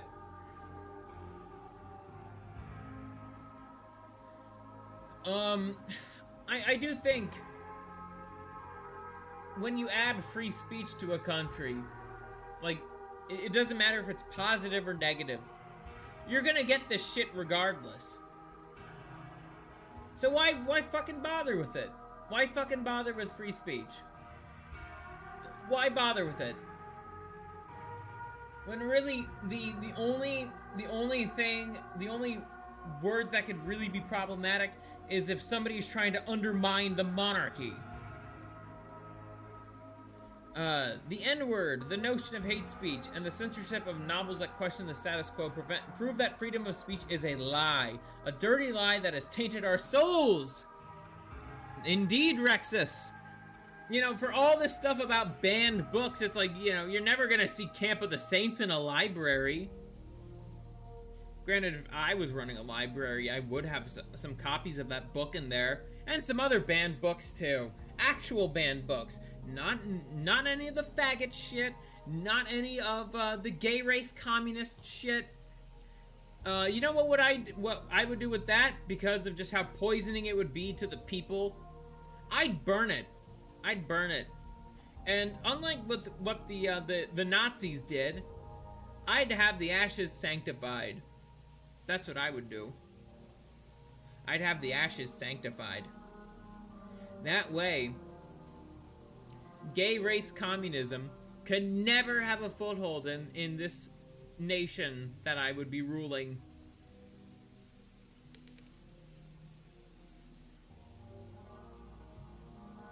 I do like this take. I have to mention, I do like this take. I think it's pretty base.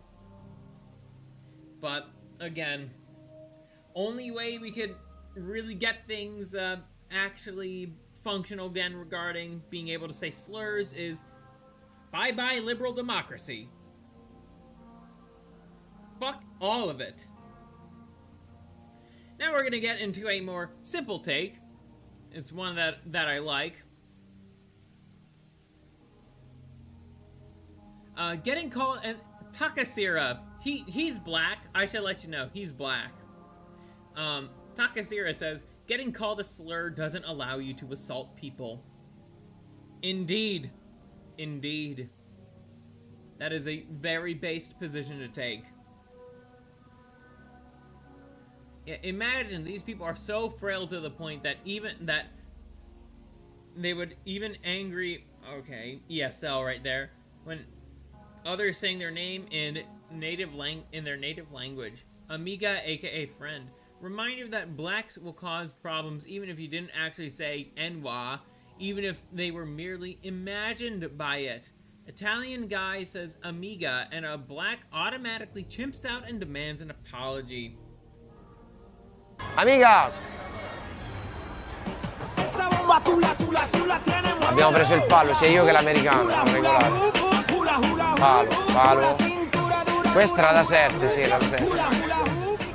Mio fratello. Bufalino 420 ha donato 1 euro. Oh, grazie per l'euro. Intanto buonasera Luca. Sono entrato adesso, come sta andando oggi? Vedo meglio, che la connessione regge perlomeno. È un buon inizio. No, mi dissocio.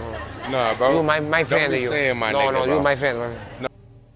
Do you see the low IQ retardation we're watching right now? Italian guy says amiga, and this guy, look, I've already used my pass for the year. You see how cringe and gay that is alone? You can't even say amiga, and this guy is like, oh shit, that's saying the N-word, shit. No, I ain't no fan. Oh. I ain't no fan, bro. I could tell. Do you not see the intent in this guy's eyes? An Italian man could have possibly got the shit beat out of him because of this low IQ retard right here that we're looking at. I ain't no fan. This gonna be my wait. Hey, he's already shoving him. Yeah, don't say my Cazzo vuole lui? Ma che cazzo vuole lui? No. Holy shit. Don't say my nigga. Say I'm sorry. Ma you is my friend. No. Say I'm sorry on No, the chat. ah, your son. No, you're sorry. I'm sorry. You're sorry, sorry, for saying my nigga, right? No. Already. No, this is what I don't like for band. This is not good. This. Right, you said my nigga. No, right? no, mi dissocio. No. What did you say over there? You said I'm sorry, right? Sorry. You're sorry for saying my nigga, right? So, and unfortunately, he would not be allowed to fight back. Like, that guy, you know, do you want to know how fights get started? Shoved. He got shoved earlier. That's how fights usually start. It's shoving. I don't speak. No, Okay, you do speak. You said my nigga. I heard you say No, mi You got dissocio. 5 seconds to apologize. No, slap no. you Sorry. open hand. No, okay. Right. Say sorry? Where you Say going? sorry. Say I'm sorry for saying Sorry. my nigga. Sorry. Shit. Okay. Say Just it. say I'm sorry. What you gonna do? Sorry, I'm sorry. He said he's sorry. He You said sorry? he's sorry. It's no problem. He said he's Hey, sorry. I think per queste parole no. Alright, he said he's sorry. Ooh, I should slap you He said he's anyway. sorry. boy. He said Did you not hear what this guy just said? I should slap you anyways. Do you know what personally, if we lived in a actual society, do you know what I would have done? If he said I would have slapped you anyways, I would have just taken that motherfucker down to the ground. I know jujitsu. Indeed, my bloodlust as well, Dusty. It's triggering my inner Persian warlord right now. That's what that's triggering. You only got like 10 Ciao. Ma che cazzo vuole questo? Oh, I can tell he's gonna start noticing right after that. Sto scemo qua. Mi dissocio, ma che cazzo vuole? Che cazzo ha detto questo? You know how to headbutt. Yo, that's a good tool. At the same time, he might look strong, you know, the black guy, right? He might look strong, but yeah, no, he's not. He's not all that strong. Not when it comes to a bloodlusted white man, or a marabut in my case. No. Just no. My inner Cossack and Viking are screaming.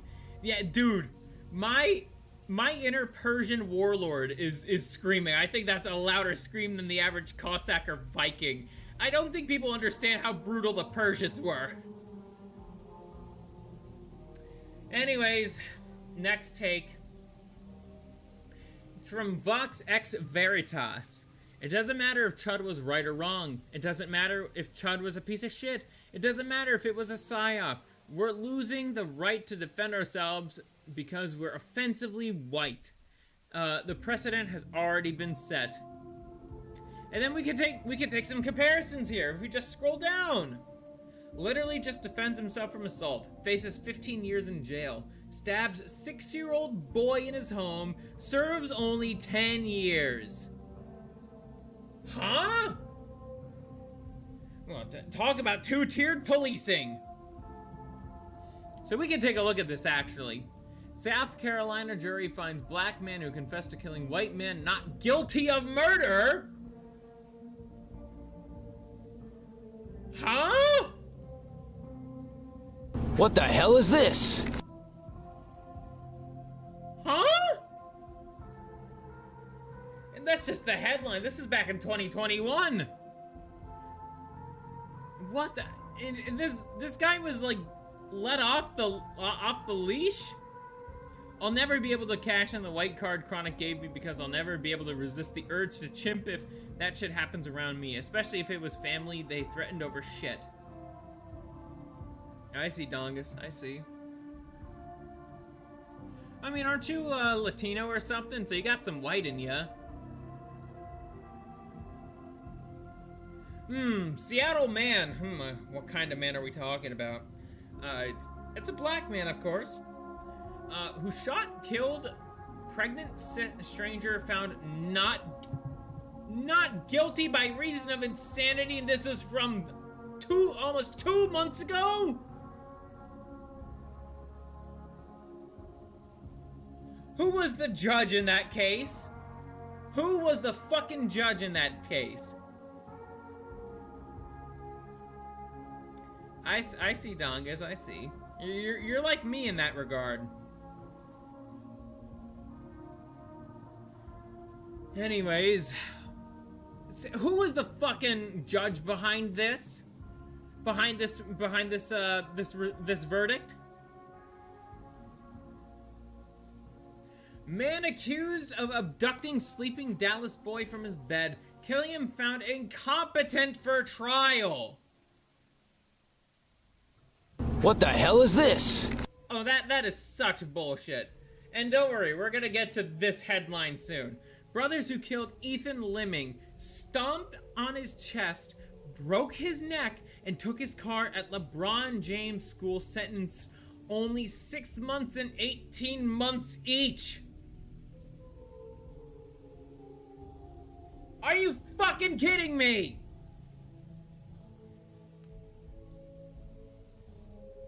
And yet Chud the Builder is gonna be in jail for 25 years.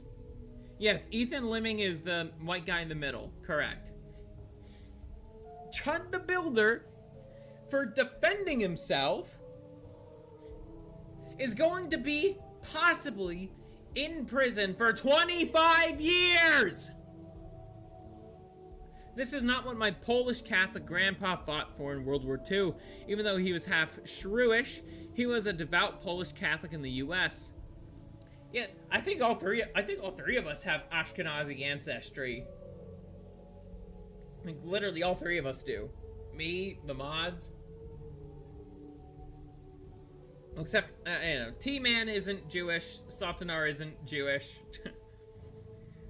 Even so, you could already see our incentives to collectivize. Anyways. Man. Okay. I need another drink. I really need another drink. I'll be right back.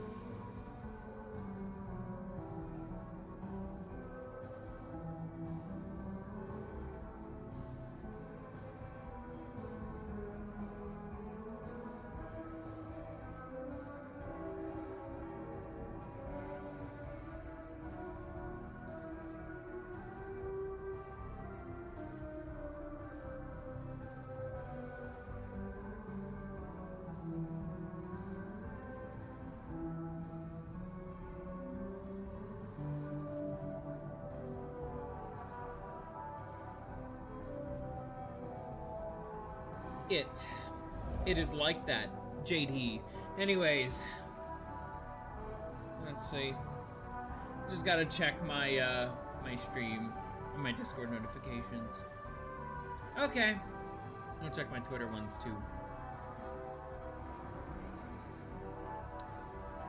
Oh man. Anyways, fuck man, that got me really pissed off. But we have more to go. We have some more takes to go. So we have Alex Rosen. So the same lawyer who defends pedos and claims David has a defense for raping and killing a child says there's no defense for shooting after getting sucker punched. People literally think saying "NWA" is worse than rape or touching kids. Literal robots. Oh yeah, Gideon and Alex Rosen have been covering this situation too. I like both of them quite a bit. Defense attorney Jayoma says Chud the Builder is fucked and does not have a self-defense claim in court. Let's watch. And he's trying to claim self-defense? He's trying to claim self-defense. Okay. It's hard. It's hard for him to claim self-defense. I have cases like that. It's hard to claim self-defense. Because the other guy didn't show a weapon. He didn't. Look, I know Gideon is a good sport, but Jayoma, I know you practice like in a fucking blue shithole. I know you practice law there. You do not practice law in Tennessee. So, and you've been wrong about a whole lot of other things too, including all the stuff around the David case. I've been listening to all this stuff. No, you got sucker punch, you react with lethal force. Yeah, I think, I'd say, hold on, is that entirely just, okay. Just doing some calculations in my head here. My two brains, because I'm a horse orange. I have two brains.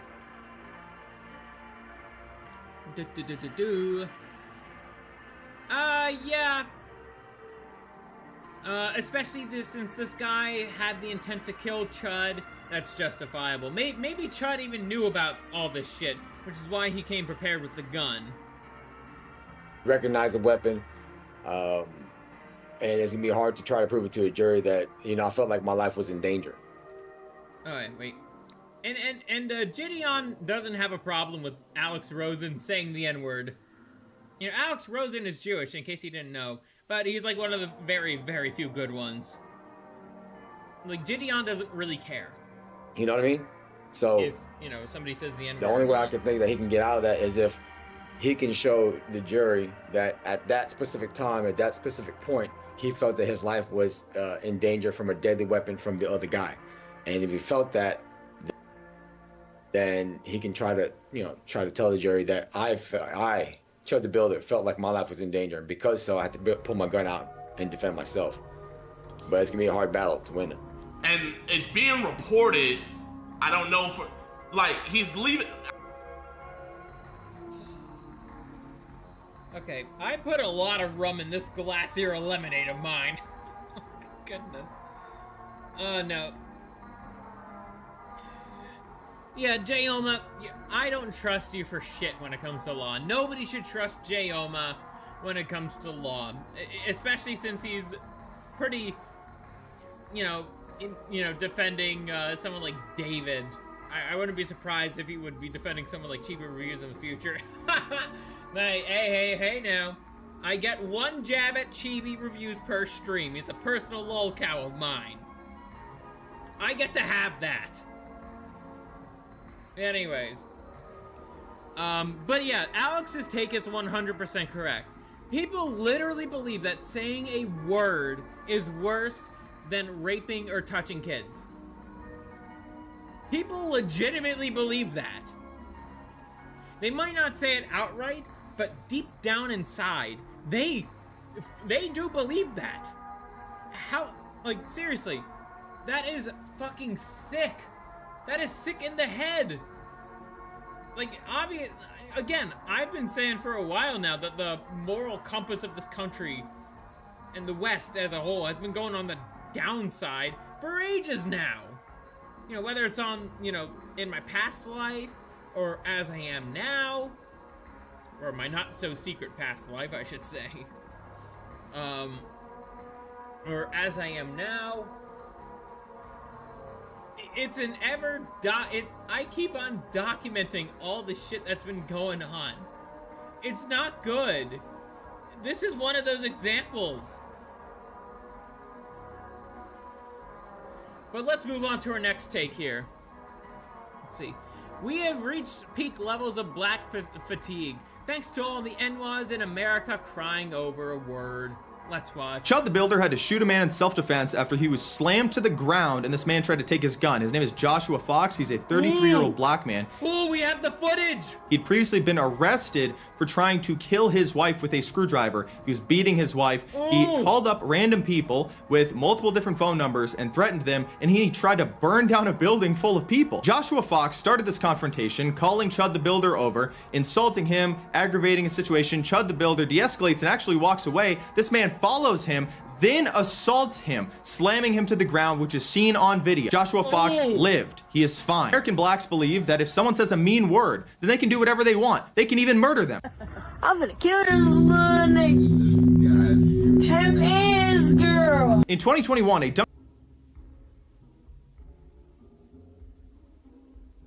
Wow, so we actually have the footage outside of... Hold on. We actually have the CCTV footage. We actually have it now. Holy shit. It does not look good for Joshua. Deadly fight over a slur. A Dunkin' Donuts employee in Tampa is charged with the death of a customer after he allegedly punched the man for using a racial slur, causing the victim to fall and hit his head. If you guys don't know, this is something that, you know, I've basically trained my instincts for in jiu-jitsu. You never, if you fall down, on a hard surface, you never, ever want your head to hit the ground. Ever. Even if you get knocked out unconscious. You could still break the fall. You could still break the fall. Because if your head hits on a surface, a hard surface, hard enough, you will die.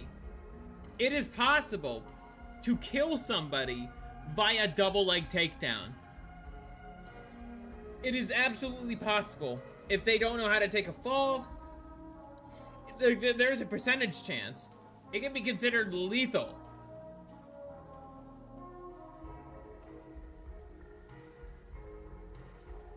Again, the bones in the skull are not the most sturdy, so to speak.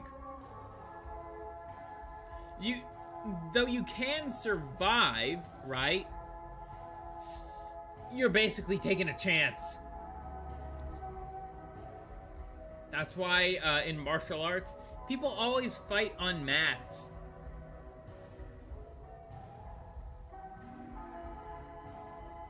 Let's see.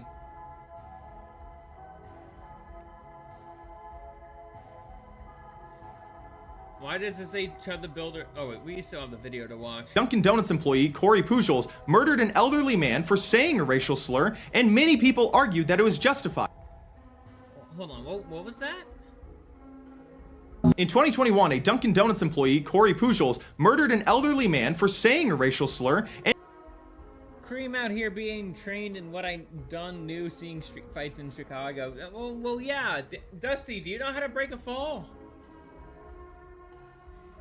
Andre McKenzie, this is 2021, not 1912. Same words, different outcomes. What you should know is that we as human beings feel words can hurt and trigger. That's on you, you motherfucking faggot! That will cause a bad outcome. Be careful what you say to people, or I feel sorry for the kid. Hate that man cross his path, and all the people.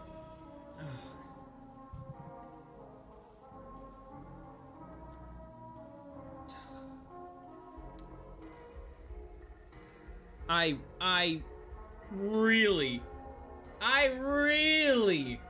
want to say that N-word right now.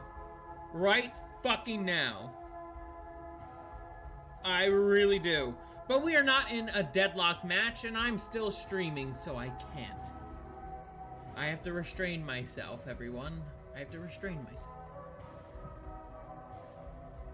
I can tell you're fucking drunk, Dusty.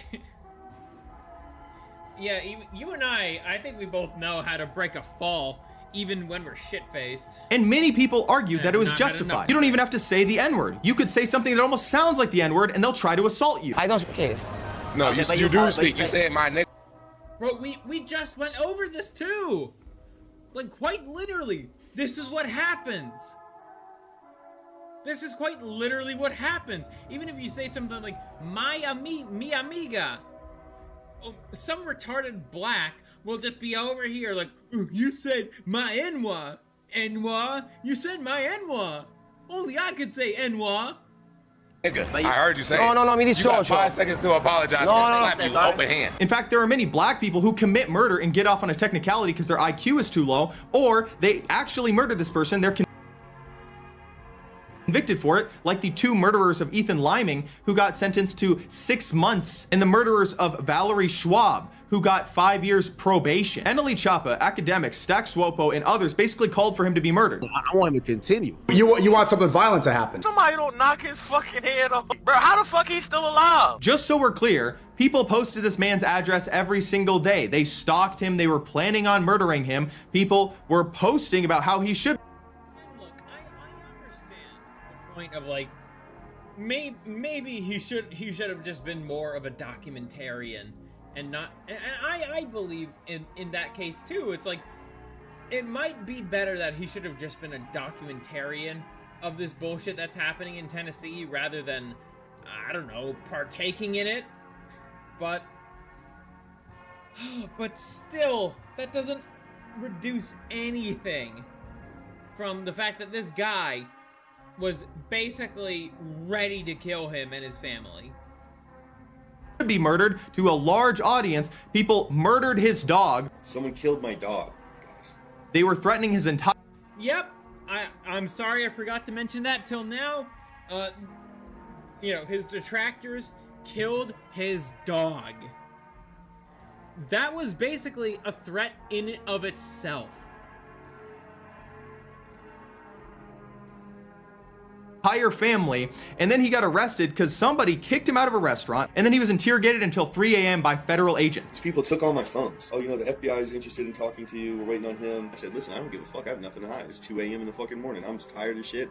I know you guys do this shit on purpose. Federal agents took his electronics and froze his bank account and wiped his Apple ID. I wake up the next day, I try to go to the Apple store, buy new phones, because I don't even want the old ones back. Put a pager bomb in them. I don't even want them back, so I go to buy new phones at the store.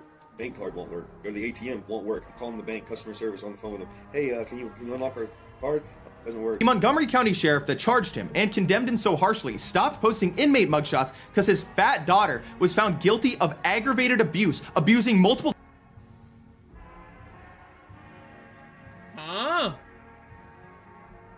What the hell is this? Oh no. That is so fucked. That is genuinely so fucked. I don't know how to break fall though. I've fallen on my head and didn't go unconscious and didn't get concussions. Lucky you, Rexus. Lucky you. You should learn how to break a fall. It's a good skill to have. children at a toddler daycare that they managed. This is what you're looking at. Sanctimonious bullshit from law enforcement, violent psychopaths who murder dogs and threaten your family, and you deal with criminal thugs who want to burn down buildings of people, assault their own family members, and murder random strangers. And you wonder, do they have the moral authority to try to condemn somebody like this? The ramifications of that, even if I'm exonerated. Look, again, Chud the Builder is not the best person in the world. He has his own issues, right? And people who went to the same church as him has addressed those issues. And you know what? I agree with those people. I agree with the people in his church bringing up the problems that he has caused for them. I agree with them. At the same time, I think this whole thing has went beyond, above just local church, problems happening to the local Orthodox Church. Because yes, Chud the Builder was he would call himself Orthodox. And he was a catechumen before getting kicked out for his online antics. That is very much true. At the same time, Andre is absolutely correct here. There are way too many people, and again, I have to keep repeating this, I don't like IRL nuisance streamers. And yes, I agree, Dusty, Chud is indeed a shithead. Wholeheartedly. And I would not, and like what you're saying, Dusty, I would also not incentivize people to do what Chud is doing, or has done. I would not incentivize that. At the same time, does Chud deserve all the shit that he's getting for saying a word? No. No. It's all just a bunch of shit-led nonsense. In trial for something like that, the world would never be the same, and my world would never be the same. In not a good way, not a way that I'm looking forward to. I do not want nothing like that to happen. I don't want any of that to happen. Okay, next take. The Jolly Brawler. I received lots of vitriol regarding my post about Chud the Builder, so I would like to clarify a few things. I'm 100% correct on every single point. 2, dozens of... I didn't read your original post. Let's see, who are you followed by? Okay, I see you're followed by some people I know. Dozens of people have commented saying that Chud walks up to random people and antagonizes them for no reason. Every time I ask for even one video of him antagonizing people who are not already misbehaving in public, these commenters disappear. I'm interested in hearing more about this perspective, if I'm being honest. I think it would be... I think some more proof would be interesting on your end too, as well as the detractors' end as well. Dozens more are whining about the fact that he doesn't just turn his head and walk away. This seems to be their answer to everything because they are cowards. In this situation, Chud did turn his head and walked away, and the guy decided to try to sucker punch him anyways. Like, Chud, it's clear, at least in this case, Chud has his boundaries. He has at least a moral compass on his shoulders, even if it's rather weak. Many more continue accidentally proving our point. Go around using the N-word and you're going to get murdered. Yeah, that's the point. We're being forced to live with violent and unstable people. There is no name you can call me with that will make me murder you. That is the biggest issue that I feel like not a whole lot of people want to talk about. I think this is something where I agree with a lot of the pro-Chud the Builder people on. It's like, there is no reason, there should be no word in the English lexicon, or any lexicon, that should justify murder. There's just, like, again, there's no case to justify that. In my ideal monarchy, if, Chud would be fine. Legally speaking, he'd be fine. He would not be fined $1.25 million. Actually, the other guy would be fined for sucker punching him. Man, simple honeyed bacon with onions and celery is delicious. I guess. I don't know what you're talking about, Dongus. But I guess. 5. Your boy's going to jail. Meh, I doubt that. He was hit first and had reasonable grounds to believe that he was in serious danger due to the violent history of the man who attacked him. This is the same... So, okay, one thing to note. That assumes that Chud knows that he was being stalked by this guy. And that he was being prepared just in case if he were to run into that guy. This is the same man who was charged with domestic assault and attempting to burn down an apartment building when he was mad at his wife. Seems like this will be a pretty simple case of stand your ground in Tennessee, as these two elements would seemingly meet the burden to justify the shooting. Maybe, I don't know well enough about Tennessee's stand your ground laws. The post really brought out the degenerates, pray that God would save them or spare us their presence.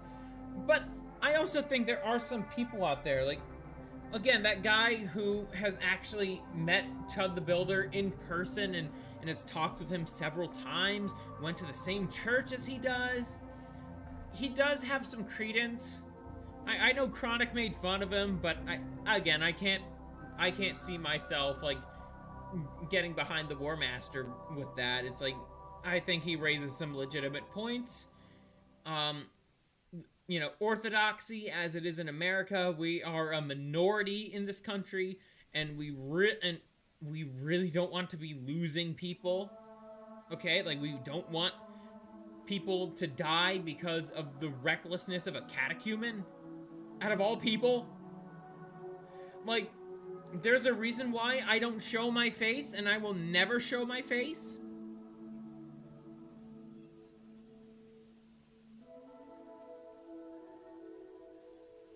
And there's a reason why I don't say what my church is and where it is. Again, I know what I'm doing here, and I also have the self-awareness of saying, yeah, no. The people who go to my church, they're innocent of the stuff I say online. I am my own person here. I'm providing my own commentary on things. That's it. If you do try to attack my church, yeah, there are a lot of people who own guns. That is the case. Okay, Dongus, okay. Dude, you have me added on Discord as well, so feel free to send me, if you want to DM me something in the future, feel free to send me that, and I won't get a notification on Twitter. But yeah, I'll check it out soon. But still, some of his critics are correct. Like Nikolai, or, you know, some other people, or Ganyu. But just because they might be critical of him in his methods doesn't mean that they hate everything about him. Like, don't jump to conclusions. Have some mercy, you know, show some grace, have some mercy on them, and instead of just calling them a faggot or whatever, maybe share your point of view. It best works without slurs. I'm telling you that right now. And even as somebody who likes to say slurs a lot, it's like, yeah, you might not want to say slurs. We got a few more takes here.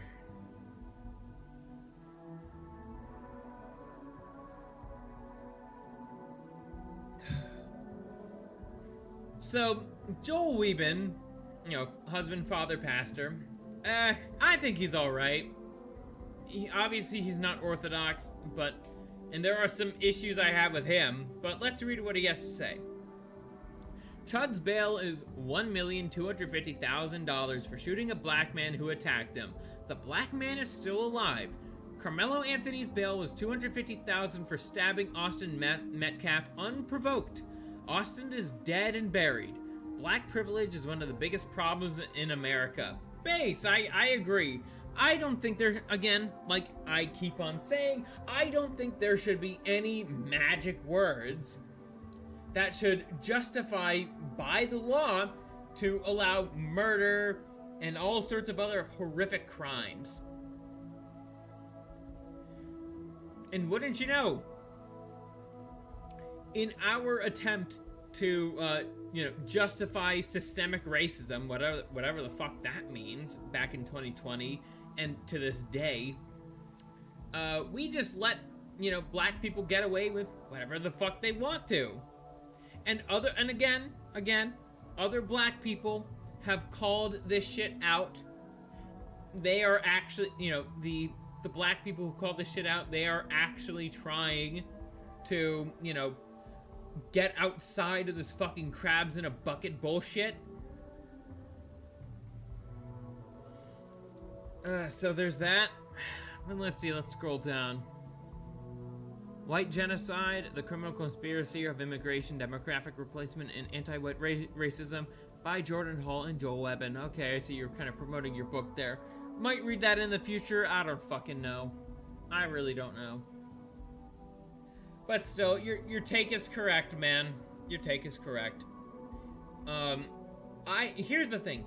Either everybody can get away with just murdering each other after a word gets said to them, or nobody can. And no, this is not a fallacious argument. We are at this point where this is an actual valid argument. Okay? This is where we are at right now. Alrighty. We got like 5 more takes here. Ooh. So, notice how Nick Fuentes says nothing about this but is celebrating Chud getting the book thrown at him. Anti-white scum. DeCarlos Brown. He's the guy who murdered Irina Zarutska back in August of 2025. DeCarlos Brown found incompetent to stand trial in federal court. And this guy's a 14th, 15th time felon. He's done this shit over 10 times! Brown is charged at the state and federal levels for stabbing the death of 23-year-old Irina Zarutska in August 2025. And wouldn't you know, they're gonna let him off scot-free because that's what that means!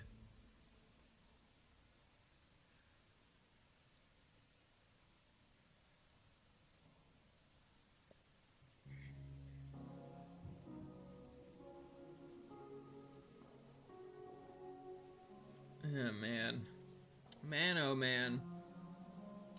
Yeah, the fact that Nick Fuentes, that little faggot, is just talking all this shit towards Chud the Builder, somebody who Chud looked up to and tried to get good with, wasn't gonna help him out. I can only imagine how that feels. Like, genuinely, I can only imagine how that feels. Again, as flawed as Chud the Builder is, I don't necessarily like him as a person. I keep having to fucking say that. But it's true. I don't like him as a person. But at the same time, he's not getting any help from those he looks up to. I think Gypsy Crusader might have helped him out a little bit. But only a little bit. Just a phone call. Gypsy, you gotta be doing something, my guy. I like your stuff too. I've seen what happened. I've seen what happened with you, how you became how you are. Like, you need to help Chud out here. Like, seriously. Like, you really need to help him out here. But as for faggot Fuentes, and yeah, Fuentes is a pedophile. Hart agreed. I mean, he's selling literal Epstein merch. And also, he permits the Groypers to be into Lolicon. And Nick is into Lolicon himself. He permits his lieutenants to whack it to Lolicon. Fuentes himself doesn't have a problem with Lolicon. And I don't mean to make this into this kind of tirade. I would love to get into the whole lolicon issue in its own stream. Even if it means I'm basically excommunicated by right-wing VTuber communities all across the platform of X. But this is a serious problem. It is a problem. But the thing is, the fact that Fuentes allows that shit to happen in the first place. Yes, I'm aware of his Catboy Lover's persona, the name of it. I am aware of that. It's fucking vile and evil. Oh, you see why you see, when it comes to a lot of this loli stuff, it goes deeper than you could imagine. It really does. But going back to Chud here, Nick was like, oh, no, I'm not gonna help Chud the Builder out. And he does all these like little feminine mannerisms, like the faggot he is. And he's just like, oh, no. He said the N-word in public before. I would never say the N-word in public before.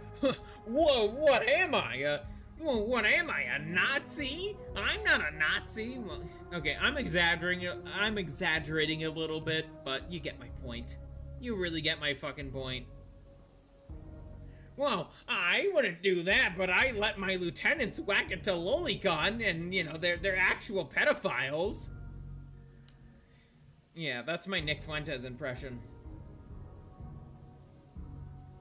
And lolicon is pedophilia, by the way.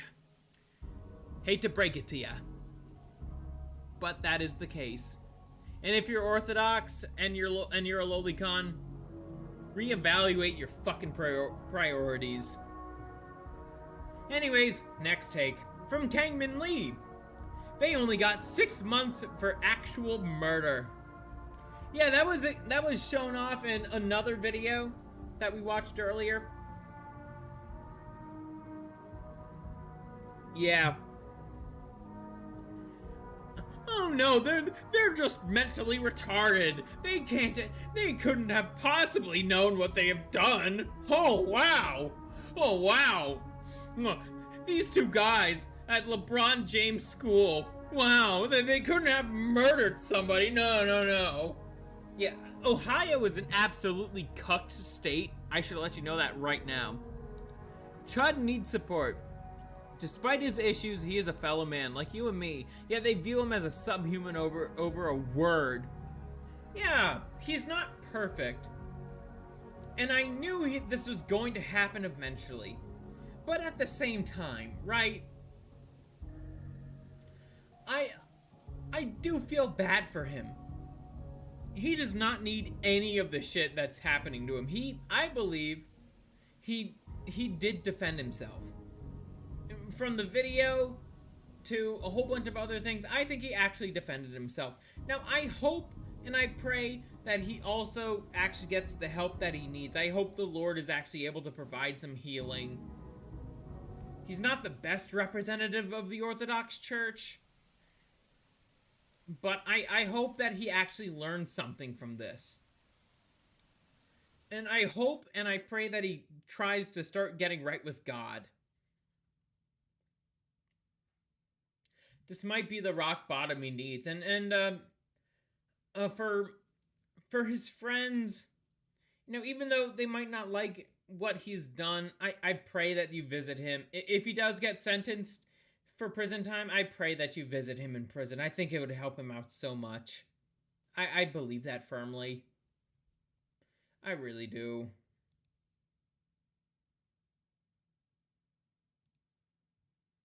Oh, wait. I forgot where. There we go. Sorry about that.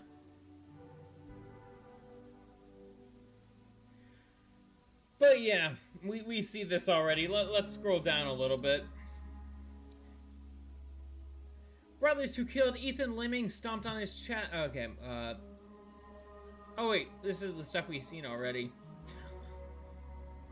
You think that's bad? Just look at DeCarlos Brown Jr., the man that murdered Irina Zorutska, is found to be incompetent to stand trial in federal and state courts. Don't you just love the double standards in the USA? I sure don't. This is making my blood boil because this shouldn't be happening. I agree. I fully agree, Rexus. I fully agree. This really shouldn't be happening. And again, under my ideal form of government, it would be the guy who sucker punched Chud, who got the punishment. Next take. It's a bit of a green text style post. Be white. Get stabbed by a black. Call the black the magic word. Black gets released. Be white. Get stabbed by a black. Black says you called him the magic word. Black gets released. Be white. Get stabbed by a black. No video evidence of anyone using the magic word. Court decides the black is a crazy retard. Black gets released. Be white. Get yelled at by black. Walk away. Get assaulted by the black anyways. Defend yourself. Go straight to jail. Do you see the fucking problem with all this? Do you honestly see the fucking problem with this? I do. No matter what, if you called a black person the magic fucking word, you're gonna have bad things happen to you. All because of never again bullshit. What, you think never again extended to the cost? No. This was inevitable. This was inevitable that never again would be extended to something like this. Never again to, for, you know, black people to not be called bad names. All the while, if we go to our next take, kind of, 18-year-old Henry Nowak was stabbed by a Sikh man carrying an 8-inch blade, with police handcuffing him when the Sikh accused him of racism, promptly letting the college student bleed out to death. Do you know what bleed out means? That's death. There was no hospital support for this guy. They weren't trying to patch up the bleeding. They weren't doing any of that. They let him bled out.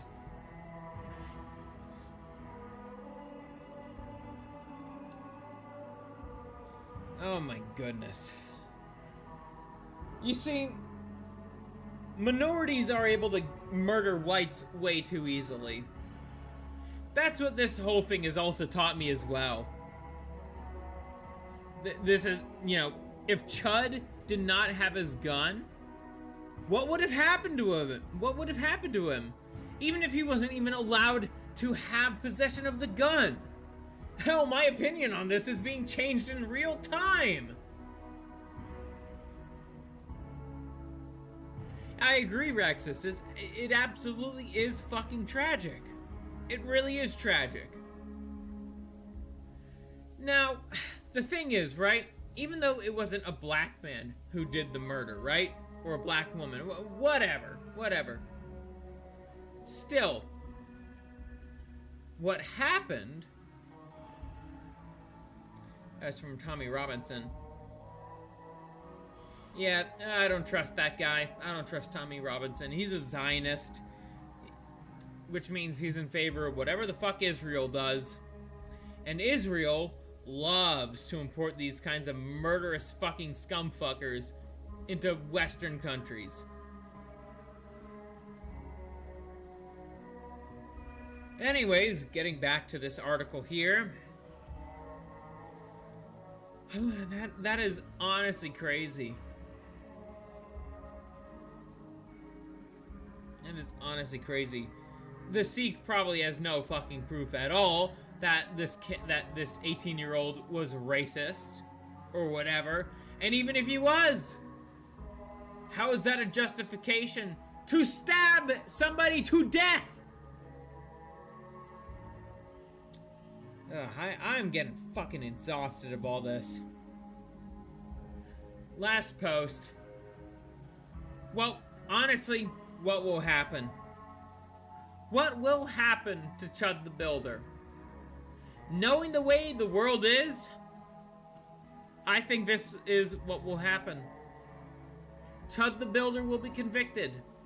Sadly. And this is going to be the judge's reasoning. You cannot provoke someone to attack you and then claim self-defense for shooting them when the inevitable happens. Even though we've been over the fact that he, Chud the Builder, did not provoke the guy at all. We now have the CCTV footage, which proves the case.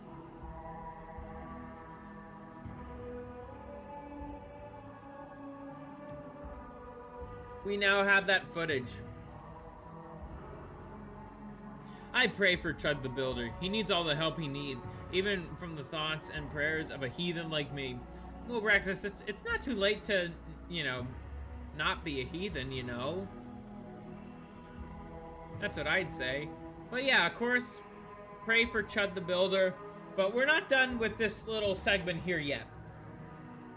Tennessee versus Gan State. Dude drops ex's stuff at her parents' house, argues, curses, shoots, and kills 74-year-old victim claiming self-defense, convicted of second-degree murder. Tennessee Supreme Court, initial aggressor who provoked it lost the self-defense claim. Still law today. Shit.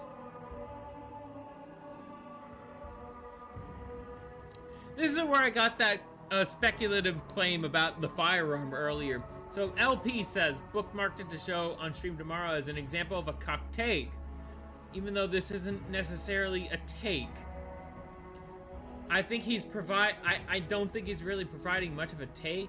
I think he's simply saying this is how the judges will rationalize his arrest. Cool, show this too. The conditions of Chud's Clarkville bond suggested he wasn't supposed to be in possession of a firearm. The DA isn't going to let him walk without a legal fight. That's true. And LP responds, show you contradicting yourself, bold strategy. I don't know, LP, I don't know. Again, I see Kenny's perspective on this. This is just the legal take. It's not his own personal opinion. Anyways, so, what can we learn from the Chud the Builder situation? Genuinely speaking, I believe that Chud is not guilty. I think I've seen enough evidence to say that, that he... Oh, there we go.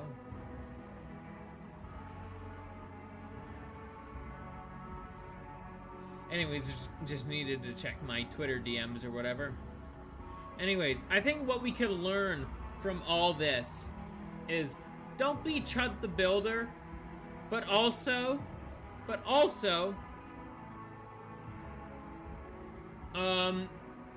we are just as bad as the UK when it comes to living in a two-tiered policing system. I would argue we might be even worse. That's just my opinion anyways.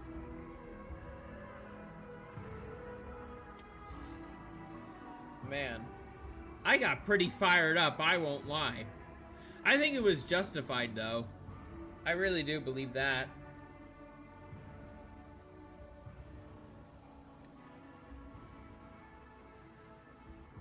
But what did you guys think of my commentary on the situation? I tried to take it pretty seriously.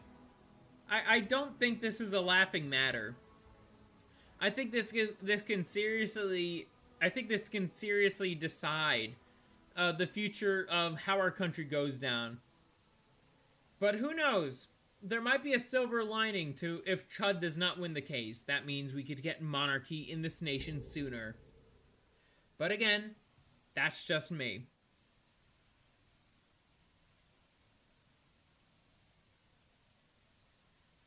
I think, you know, I think there will be some consequences to all this. Really serious political consequences.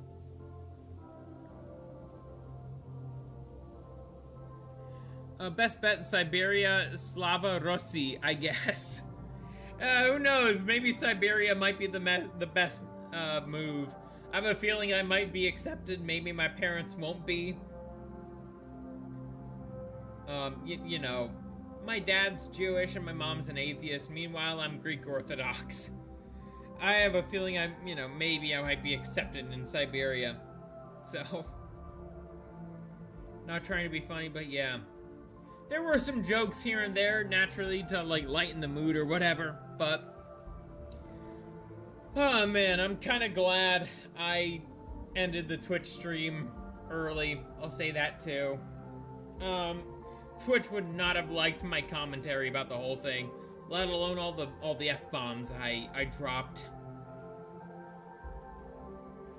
Man, I'm gonna pray for Chud the Builder. I'm also gonna pray for his assailant. I think that's also the right thing to do as well, as an Orthodox Christian.